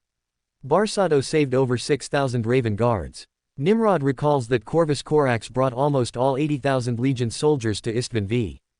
Of those killed, more than 75,000 were confirmed dead, while the Raven Guard numbered less than 3,000 when he arrived on Terra. Even including a small number of survivors like Sharokan, the Raven Guard, who had lost contact with the Legion, and a few stationed in Deliverance, could not possibly number more than 3,500. Now, he alone has brought nearly 5,000 people to Terra. Well, the credit doesn't all go to Balsa's reminder. Akurduana and Zosahar's teamwork also played a part. He leaned on the throne. Corax, I've humiliated so many of your sons, this time I've retaliated by killing 2,000 of yours. Corax's current forces are only slightly more than 1/5 of the smallest force under my command, the 12th chapter. In Chapter 12, 1,800 warriors died in the war in the Gordian League and in the process of clearing out the infiltrated Alphas, leaving only 24,100 in service. His Raven Guard forces are fewer than those of the Space Sharks and Ashen Claws, so it's no wonder he wants to rebuild Legion. Now that we have arrived at the Sol system, their attention has temporarily shifted away from me, so I can pray to you. Corax will get help from the Emperor, try to obtain as many secrets as possible. Balsa is no longer trusted by Corax and Raven Guard, so obtaining all the secrets is impossible, but he should be able to get some of them. In fact, Nimrod had little interest in the expeditionary forces, including the Super Raven Guards. If the Super Raven Guard succeeds, although it will not have the physical defects of other conscripts, it will have problems in terms of ideology, will, and culture. Even without Alpha, Corax's plans were destined to fail in creating true Astartes. The Jaishankar Akathis once pointed out that Astartes were not merely transformed bodies, their minds were to be forged just as thoroughly as their bodies. Tempering one's will, purifying one's mind, and identifying with Legion culture are essential. Horus, Dorne, Corax, Angron. They all need as many conscripts as possible to win this war. But Nimrod doesn't want these defective items, or at least it won't actively create them. Of course, fast recruiting is another matter entirely, and Bert's World Eater's fast recruiting is a good supplement. The data from the Gene Lab can also help him optimize the modification surgery and develop the original Astartes in the future. Keep an eye on the members of Sergeant Dahl's squad, he has Alpha infiltrators under his command. Corax's escape from Istvan V was also thanks in no small part to Alpha. They released the Raven Guard and took the opportunity to infiltrate their ranks. Omegan even personally infiltrated Deliverance. Nimrod didn't know the Alpha's name, only that he was under Dahl's command. Since Alpharius was going against him, he would also cause him some trouble. 1060 Horus is wary of Nimrod and his legion. Terra, Corvus Corax descends the gangway of the Stormbird. He saw 3,000 guards lined up to greet him, their golden armor adorned with the same Palatine aquila as the Emperor's children. Standing before them was a man dressed in a wide robe, the Sigillite Malcador. Terra was recently appointed regent by the Emperor of Mankind. A golden eagle soars on the tip of a staff, spewing bright flames that reflect on his weathered face. He grew increasingly old, his back bent under the weight of the Empire's affairs, his body completely leaning on the scepter bestowed upon him by the Emperor of Mankind. Corax bowed in greeting, then looked at the fully armed Imperial guards. I hope their presence is merely out of courtesy. It's purely ritualistic, I assure you, Malcador replied. I apologize for the interrogation you were forced to endure before. I hope you understand that we cannot afford to be complacent about security now. Corax shrugged. It seems Primarch's assurances have lost their credibility. He walked forward, and the Imperial guards dispersed, surrounding him, his entourage, and Malcador. Only for some people, Malcador said. Some of your brothers remain loyal to the Emperor, and I am currently determining the others. I have already sent someone to contact Riemann, and he will send out a pack of wolves to ascertain the loyalty of those people. They walked down the tarmac together, Malcador continued. Rog asked me to convey his apologies, and he promised to join us as scheduled tomorrow. Corax nodded. I understand the pressure he's under right now, he's a Terra Guardian. For the first time, a smile appeared on Malcador's tense face. It's not what you think. His sons have returned with an army, and he is busy making arrangements for them. Judging from your tone, it seems to be a problem for him, Corax asked, puzzled. Military strength is extremely valuable at this time. Ivan Garius, he hopes to regain Rog's trust. Rog sent him to Chthoniya, hoping to transform Horus's homeworld into a base for our manpower and resources. A wise strategy, Corax praised. I believe any Imperial Fists member would persevere to complete the mission. They did not encounter the sons of Horus, but they met the Emperor's children, who declared Chthoniya's allegiance to Nimrod. Malcador said. As far as I know, the main force of Order Shadow has been transferred to the Eastern Galaxy by Horus, Corax said. Horus has clearly been plotting this for a long time. Malcador nodded. Rog and I also speculated that Horus is wary of Nimrod and his legion. Corax recalled the help Nimrod provided when Horus suppressed him with the authority of the Warmaster during the Battle of Stargate No. 42. If he were here, he would surely be able to defeat Horus. As he pondered, he boarded the Eagle shuttle. There were only the two of them in the vast space. The Imperial Guard and Raven Guard were reassigned to other transport planes. With a roar of its engines, the shuttle took off. What did Father say? The Emperor is aware of the current situation, and Rog has received his full support, Regent Terra said. That's it. Corax frowned. His Warmaster has already instigated half of the Legion against him, and he only says that Roger has his full support. He's busy with other, more important matters, Malcador said briefly. I came to Terra to meet my father. Unfortunately, that's impossible. Malcador shook his head. He is currently fully committed to this, and I have only seen him a few times since I learned about everything that happened to Istvan. Dorn never spoke to him, the Emperor conveyed instructions to him through me. Does father know I'm back? Corax asked persistently, determined to return to Terra and not give up easily. I haven't had a chance to tell him yet, Malcador replied. The war the Emperor is waging is completely different from any you have ever seen. If you contact him during his campaign, it will jeopardize his cause. I assure you, I will tell him immediately when he returns. Corax frowned. It sounds like he's not even on Terra. Please forgive me, this is difficult to explain to you, Malcador said apologetically. I cannot discuss the Emperor's plans casually. If I rashly reveal to you information that he has not yet chosen to tell you, I will betray the name of the regent. Corax nervously stroked the leather seats, where his father used to walk. He openly shared his plans and vision for the rise of humanity, but since the Ulnar victory, and his return to Terra, he has shrouded himself in mystery. Malcador's solemn words left him no doubt that the war his father was currently waging was extremely important, but to say that it was more noteworthy than Horus's betrayal sounded far-fetched. Humanity's reclaiming of the galaxy as the Emperor's grand plan, has everything now lost its meaning? As they spoke, the shuttle flew to and landed in an empty hangar on the side of Mount Everest. I have prepared accommodations for your offspring, and they will be well taken care of, Malcador said. The shuttle did not land, instead, it turned around and headed towards a smaller exit. The shuttle passed through long corridors overlooking the harbor and finally landed in the center of the mountain. The door slid open, and Corax walked up the stairs to the deepest part of the palace. He looked around and saw 20 villas by the lake. This is where your father prepared it for you. Nimrod, Horus, and Phoenix all lived here. Phoenix died at the hands of Fulgrim, Corax said sadly. They were once the best of brothers, but now they've turned against each other. The following day, Corax arrived at the conference room, guided by the Imperial Guard.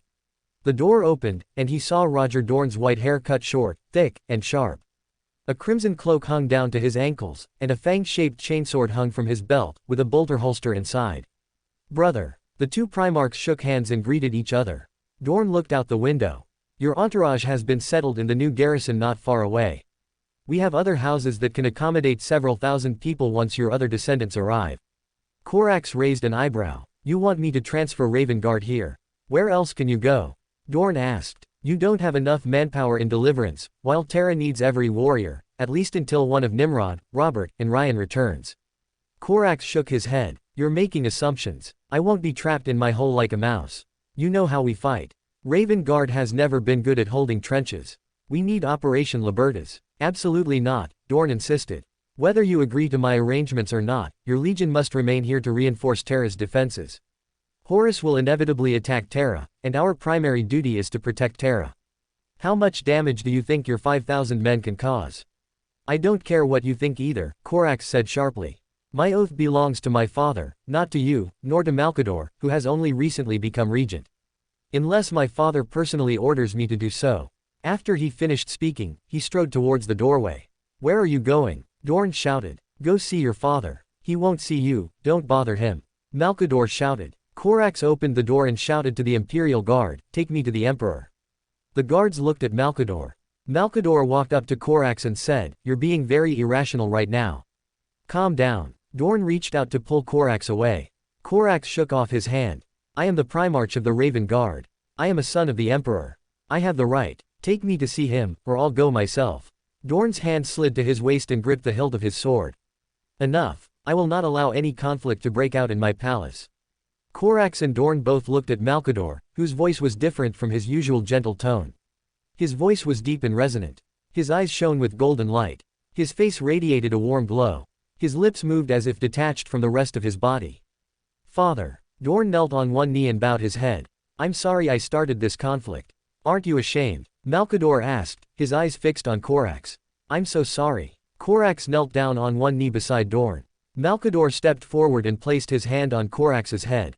Golden light flooded Corax's mind, engulfing everything else. 1061 Alpha, I've found you. Corvus Corax found himself in a vast hall, with thousands of dials and gauges winding past. His gaze passed over the hundreds of robed servants and landed on the magnificent and strange building in the center of the hall. The enormous chair was surrounded by a backflow of sparking sparks in a pulsed energy field, upon which the Emperor sat. He was clad in golden armor, his furrowed brows flashing with lightning storms. A glistening drop of sweat fell from the Emperor's forehead and landed on his taut chin. "Father, I am Kovach. Please grant my request. My legion is almost entirely wiped out, and the enemy's strength is growing daily." Beneath his armor, Istvan's wounds, branded with the mark of 98 days of hell, reopened, and thick blood flowed out. For over 300 days, he silently endured the pain, just to get to his father. "Raven Guard will fight for imperial truth to the last moment. Although our strength is not what it used to be, we will still fight for you to the last man.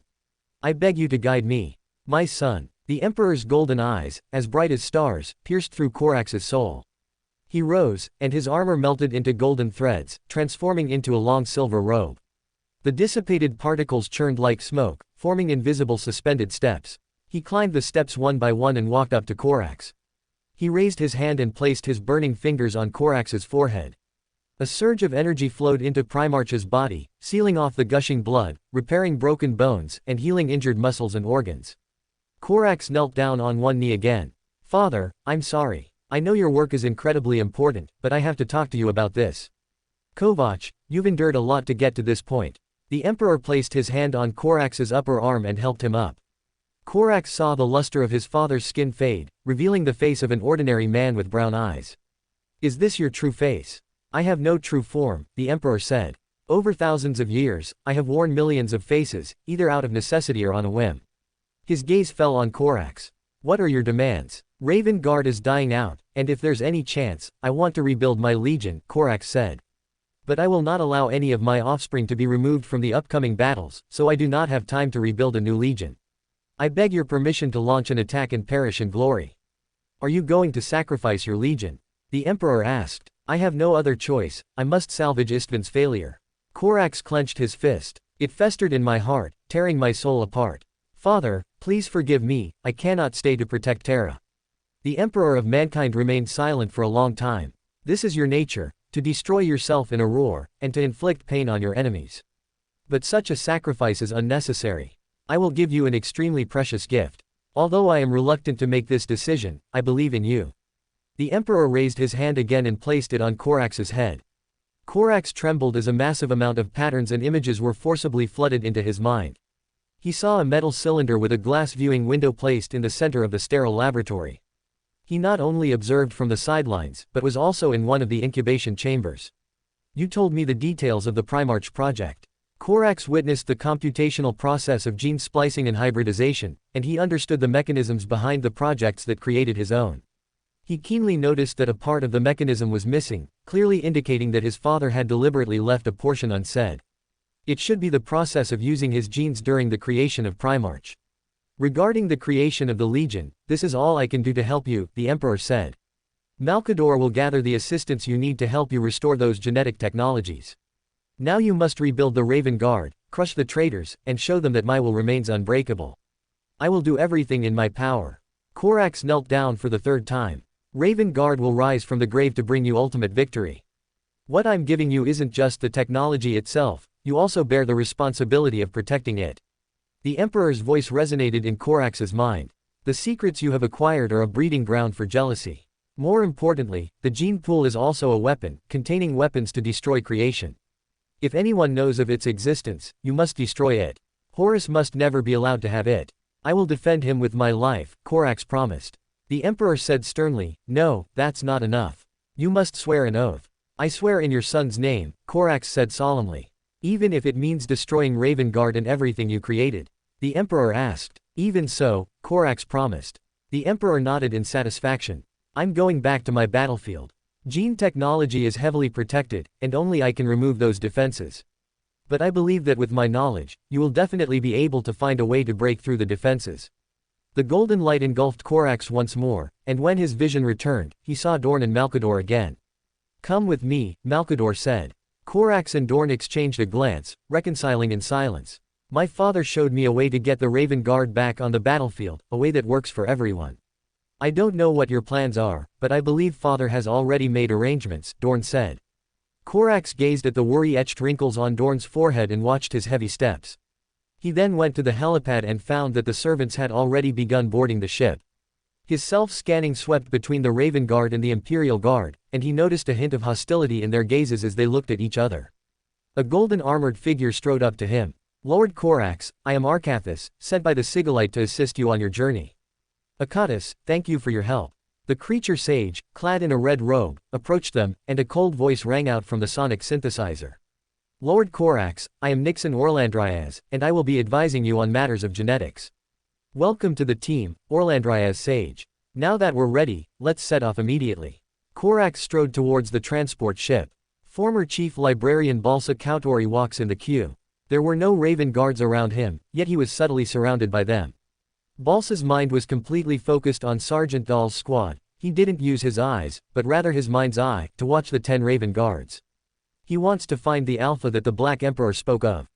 Korax used fragments of the Emperor's memories to locate the approximate area between the snow-capped mountains. The mountain has changed dramatically over the decades, making it difficult to spot. Aerial reconnaissance was not feasible in the bad weather, so the Raven Guards had to search on foot. Commander Agapito Naver had already reorganized the surviving Raven Guard during the voyage, and Balsa was not assigned to any group. He walked alone along steep ravines and precipitous cliffs, keeping watch over Sergeant Dahl's squad with the eyes of his soul. They ran back and forth on the ramp, helping the servants speed up and unload all the equipment before the shuttle engine completely froze. Whatever is hidden here, I don't think it will be too important. There are no towers here, no defensive towers, nothing to protect it. Luca. Balsa confirmed the speaker's identity. This thing must be important enough for us to stay on Terra. Junior. Balsa was startled.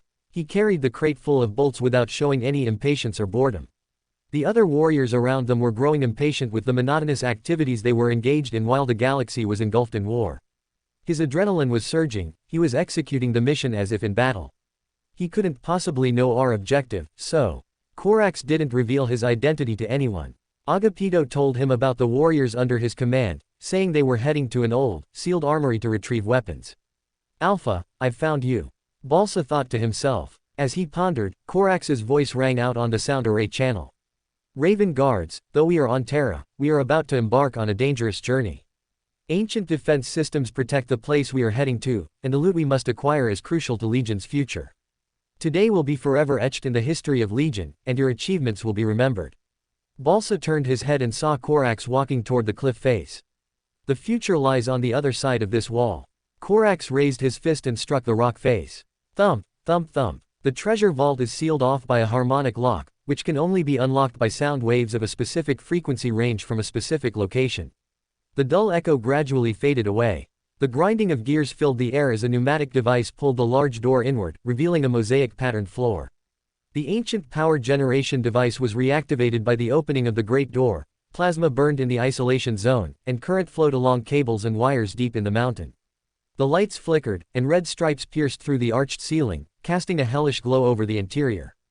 Korax stepped inside and looked along the wide corridor. With the help of the Emperor's memories, he learned that the design of the floor tiles was not just decoration, but a collection of complex numerical codes that expressed a certain information. The message on the tiles was reserved for emperors, independent in the Egyptian desert. Above the vast desert, only the echoes of illusion remain. I am Ozymandias, the stone says, King of Kings. This fortified city is a testament to my mighty power. To avoid the wolves, I temporarily hid in the old London site. I happened to see huge fragments and couldn't help but stop and let my thoughts wander. What unrecorded race, so powerful, so mysterious, could have ever inhabited this desolate, ruined land? Korax pondered the poems his father had written. His childhood mentor had taught him poetry, including rhyme, meter, and intonation, but he had never seen such a magnificent poem. However, the last 3 lines of the poem are unsettling, as if the father is doubting that his empire can last longer than the great empires in the long history of humankind. 1062 The Emperor's double-edged labyrinth makes the Imperial Guards crave death as a release. The guards and Raven Guards marched through the great door of the treasury, followed by the servitors pushing wheeled transport wagons. We must preserve any technology we find. The large door closed, and Corvus Corax took the lead, striding to the deepest part of the hall. Amidst the blinding red light, 3 large doors rumbled open, revealing an elevator. It can accommodate 30 or 40 ordinary people or a small team of Astartes. Lord Korax, we must go down with you. Arcathis led several guards straight into the elevator. They will never let Primarch out of their sight.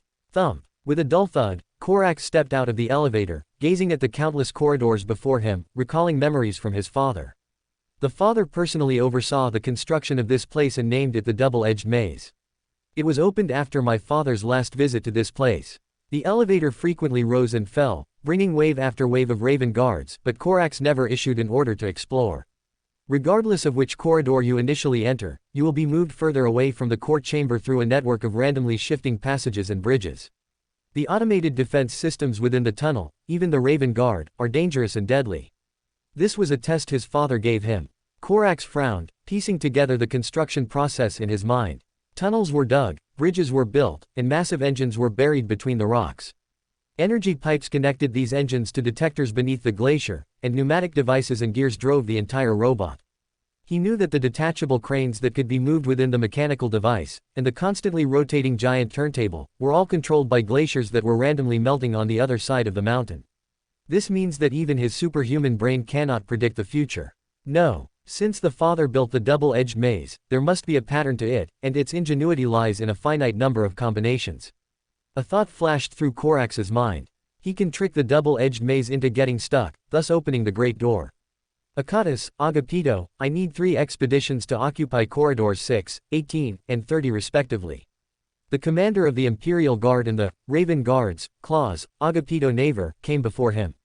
We will encounter mobile sentry posts, fixed towers, laser weapons, and live fire artillery, whose firepower can penetrate Astartes' power armor.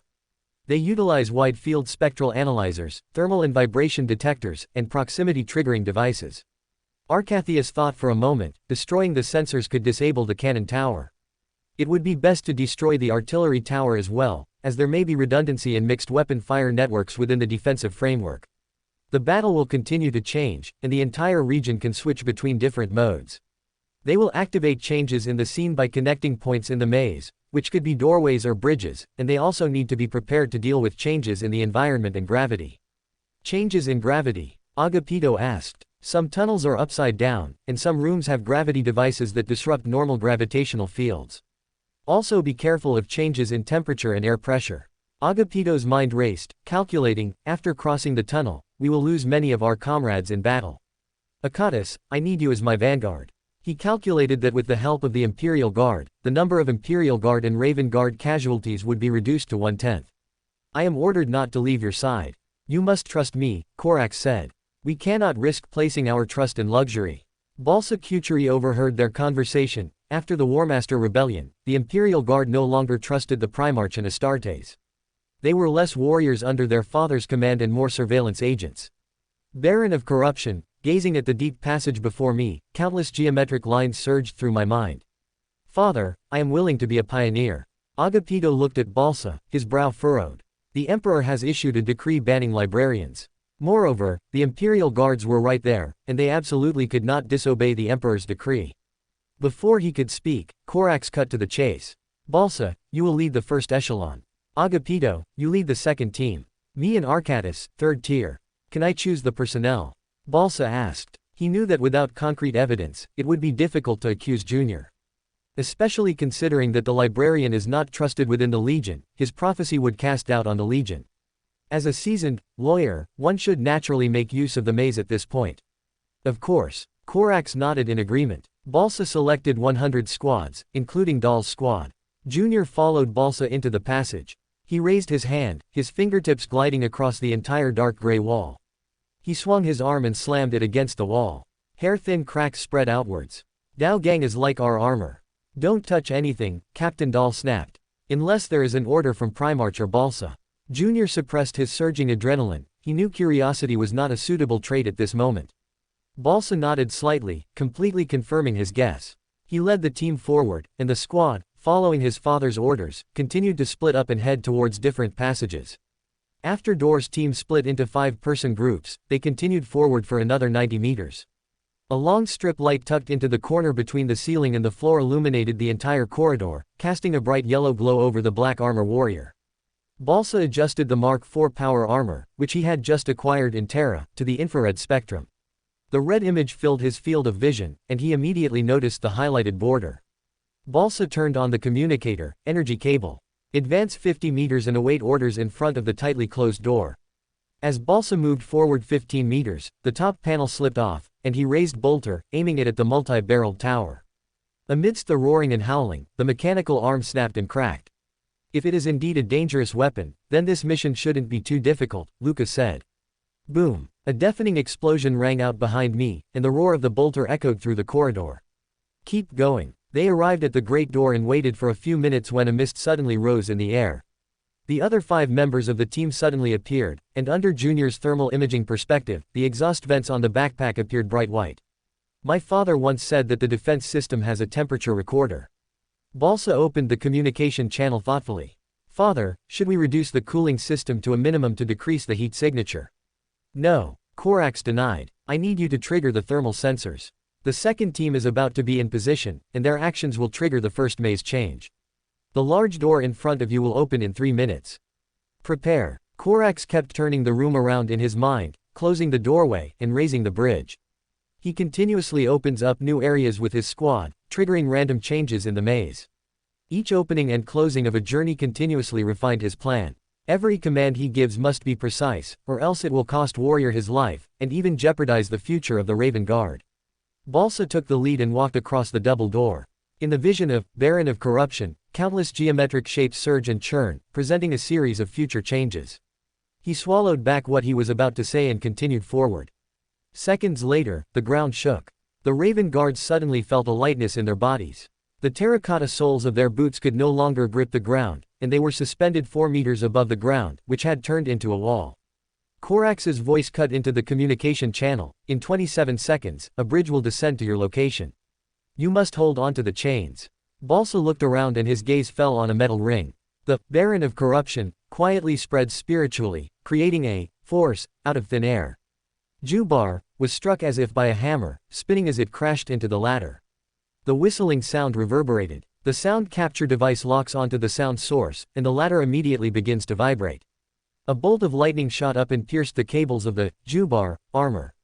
Sparks flew from the armor, and the ruptured circuits burst into flames. Jubar grunted, instinctively grabbed the metal ring, and pulled hard. Ah! Jubar flung his hand violently, his flesh and blood ripped apart, and his body carbonized and turned black. His consciousness turned to darkness. Abyss slipped down, her vision blurred as she saw the Raven Guards reach out and grab the thick metal chains. You have 18 seconds. Balsa used both hands alternately to quickly ascend his body and climb towards the bridge. Praise be to our Lord. Although I cannot act directly, I am the Baron of Corruption, capable of silently slaying an alpha through the deadly maze. 5 hours after entering the labyrinth, Arcadis realized that he had developed a sliver of trust and respect for Corax. 6 times. Corax's last-minute warning and orders saved the Imperial Guard from a deadly trap. He managed to retreat in time, dodging the deadly flames that would have melted his armor and body in a matter of seconds. Arcadis followed the sound of flowing water and looked at the ditch, where a dark green, viscous liquid was slowly flowing. Lord Corax, the passage is about to be flooded. That's just lubricant, Corax replied. There is no threat. At the end of the passage, take the rightmost of the 3 doors, we're about to reach our destination. The guards followed Primarch and continued forward. As a member of the Imperial Guard's boots stepped onto the ground, the invisible hatch suddenly cracked open. 4 small black balls bounced out, each smaller than a normal person's fist. The Guardian Genius's halberd swept across, striking a sphere. Bang! The sphere exploded and melted, and the other 3 smaller spheres also exploded. Sharp shrapnel tore through the golden armor like a torrential downpour. The acidic liquid melted flesh and blood, and wisps of green smoke rose up. My sternum is burning. Ganius knelt down on one knee and shouted. He gazed at Arcadis, yearning for death as a release. When Arcadis saw the Imperial Guards react to pain in this way for the first time, he swung his halberd. Ganius's body fell to the ground, the acid greedily devouring his spine and causing the body to collapse inward. I swear, I will make Corax keep his promise. 1063 The Legion, with its smallest number of members, will be larger than the Order Shadow. Corvus Corax quickly reviews the battle report as he exits the double-edged maze and heads toward the genetic technology chamber. 19 Raven Guards died and 16 were seriously injured, a number far lower than he had calculated. It's super convenient. The Imperial Guard lost 2 warriors. Corax wrote down everyone's names. Their sacrifice paved the way for the future of Raven Guard. Upon arriving at the large door of the secret room, he saw a door as tall as himself. There is no door lock structure, no rune touchscreen, and not even a keyhole. There are 4 smoking ruins next to the Great Door, which were destroyed by the vanguard led by former Chief Librarian Balsa Cautori. Commander Agapito Naver approached Primarch. A molten bomb. The creature sage, Adeptus Mechanicus, wore a wide red robe with gear-shaped gold patterns painted on the sleeves and hem. His skin glowed with a strange green light, and the heavy chain hanging from his chest was imprinted with Mars gears. My servitor can cut a path from it. Korax shook his head. This is a Taoist energy lock. He looked at Balsa. Can you open him? Commander Arcathius of the Imperial Guard stood blocking the great door, asking, have you forgotten the Emperor's words? Those who disregard my warnings and break their promises to me are my enemies. Destruction will befall them, and calamity will extend to all their followers and all things, even to the end of all things. The Nikaya decree. Korax nodded. I know exactly what those words mean. Then you should understand that witchcraft is forbidden, and I will never allow witchcraft to be used in Terra. Arcattus raised his halberd, activating the runes on its blade. The disintegration field was activated on the weapons of the other Imperial Guards. The Raven Guards all raised their bolter and aimed it at the Imperial Guards. Do you consider the Emperor and his regent to be warlocks? Korax asked. The ban does not apply to my superiors, it only applies to Astartes, Arcattus said coldly. Balsa looked at Korax, everyone was waiting for his decision. Korax looked up toward the palace, his lips moving silently. Father, don't abandon us. When Balsa heard the wild howl and screams coming, he felt as if he were in the middle of a battlefield. The heart pumps, adrenaline surges. Golden light filled the corridor, and the pressure felt like it was about to crush his head. A series of groans echoed around them, clearly indicating that the Raven Guards also felt the same oppressive force. Clang! The large door spun inward, the golden light gradually faded, revealing the hall. Korax entered the core chamber and looked around, discovering it was a circular room with exposed rock carved into a spherical dome. His gaze was drawn to the instruments arranged in a circular pattern on the second platform. Only the base remains, the torn upper parts were scattered throughout the galaxy. One of them carried him, crashing into the Glacier of Deliverance. 20 instruments are connected by cables to a massive instrument in the center of the room, which has hundreds of interactive touch screens, scales, measuring bottles, and colored liquid tubing on its surface. Countless cables and pipes connect the enormous generators, freezers, archives, and room after room of thinkers. Orlandrias wandered among the robots with wide eyes, like a child seeing something new and exciting. He strode to a data terminal and connected the mechanical tentacles to it. He rapidly tapped his hands on the holographic rune touchpad, and wide projections filled with symbols appeared. This is amazing. Too many, too many. Korax came to his side. What did you find? Everything. The creature sage exclaimed excitedly. All your and your brother's genetic files. I have studied gene editing and gene modification for over 100 years, but I can only understand the tip of the iceberg. It will take 5 years just to decipher the factors. I don't have 5 years. Korax shook his head. I need to rebuild the Raven Guard's data, not for you to publish papers and theories. Of course, Orlandrias muttered, his gaze returning to the control panel. Balsa noticed Orlandrias's displeasure. Perhaps we can start with him, using the abilities bestowed upon us by our Lord to obtain the Emperor's research findings.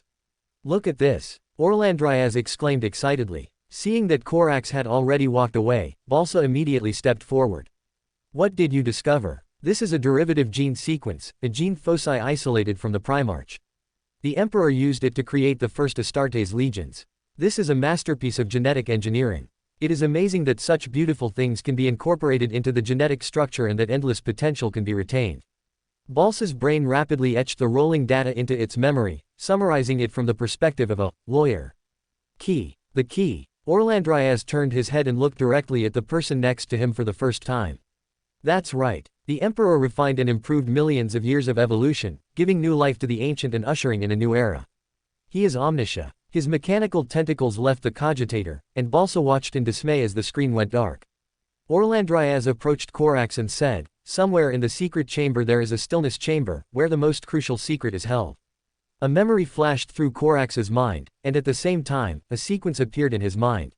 He went to the central control console and entered code onto the holographic projection. Dozens of lamps were gradually lit, and as the last rune fell, the flickering light turned into a continuous beam of light. A line of text scrolls across the screen. Security regulations have been lifted. A silver light suddenly shot up, and a narrow cylinder half a meter high rose from inside the central controller. Korax looked at the slowly levitating cylinder and spoke to his offspring. This is the gift that the Emperor bestowed upon the Raven Guard. Agapito gazed at the trembling blue-green liquid within the suspended pillar and asked, what is that? Our origins, Korax said. The remaining genetic material after creating the Primarch. Each Primarch created by the Emperor has its own unique power and flaws, as do the Astartes that are derived from it. The blue-green genetic material was pure, it had not been modified by the Empress's experiments. Arcadis walked up to Corax. You can't take the genetic samples out. If the secret of the Primarch gene sequence falls into Horus's hands, the consequences will be unimaginable. My father personally guided me here, I don't need your authorization, Corax said. The uncontaminated source of gene seed, once Sage and I unlock its secrets, will allow us to harness the potential within the sample to combine with the genetic code of Raven Guard. Primarch is cultivated from birth, while Legion soldiers must wait until puberty to undergo implantation surgery. The new generation Raven Guard combines two genetic codes and possesses both Legion, Warriors' abilities and Primarch's extraordinary growth rate mean that a generation's development can be completed in just a few months. What about their training? Arcadis shook his head. Astartes are not just enhanced bodies, their minds need to be tempered just as much as their bodies. I won't rush things, Corax said coldly, displeased by the Imperial Guard's negative questioning. You haven't yet grasped all the possibilities. Until now, only a very small number of candidates have been suitable for gene seed implantation. If Primarch genetic material is used properly, that will no longer be a problem. We can select any child and accelerate their growth during childhood, and the Raven Guard's manpower will expand from tens of thousands to millions. The smallest legion will be larger than Order Shadow and Ultramarines. Balsa frowned, his father's ambition to surpass the Black Emperor unsettled him. He has emphasized more than once that he only needs to follow the warriors of the Shadow Path, not a large legion. After Istvan, too many things changed, including his father's ideas. Father, too eager for quick results. If the Emperor truly needs it, he will personally forge it, and the characteristics he embodies for each legion will certainly take that into account, Arcadis cautioned. Corax thought for a moment, the Emperor had his reasons for creating the flawed gene seed, but now the galaxy has changed. He allowed me to enter here, which means he allowed me to use it. But I won't ignore your reminder. He told the Raven Guards, we will bring this technology back to Deliverance and conduct research at Raven Tower. I will protect it with my life, and no enemy can touch it. 1064 Nimrod with Conrad Kurz and Alfarius, interesting, but not enough. After Istvan V's massacre, the Night Lords returned to their core territories, the Nostromo sector, the Rock House, and the Loan. All the worlds within the core territory are under the cruel rule of the Night Lords, who offer their children to the Legion without hesitation.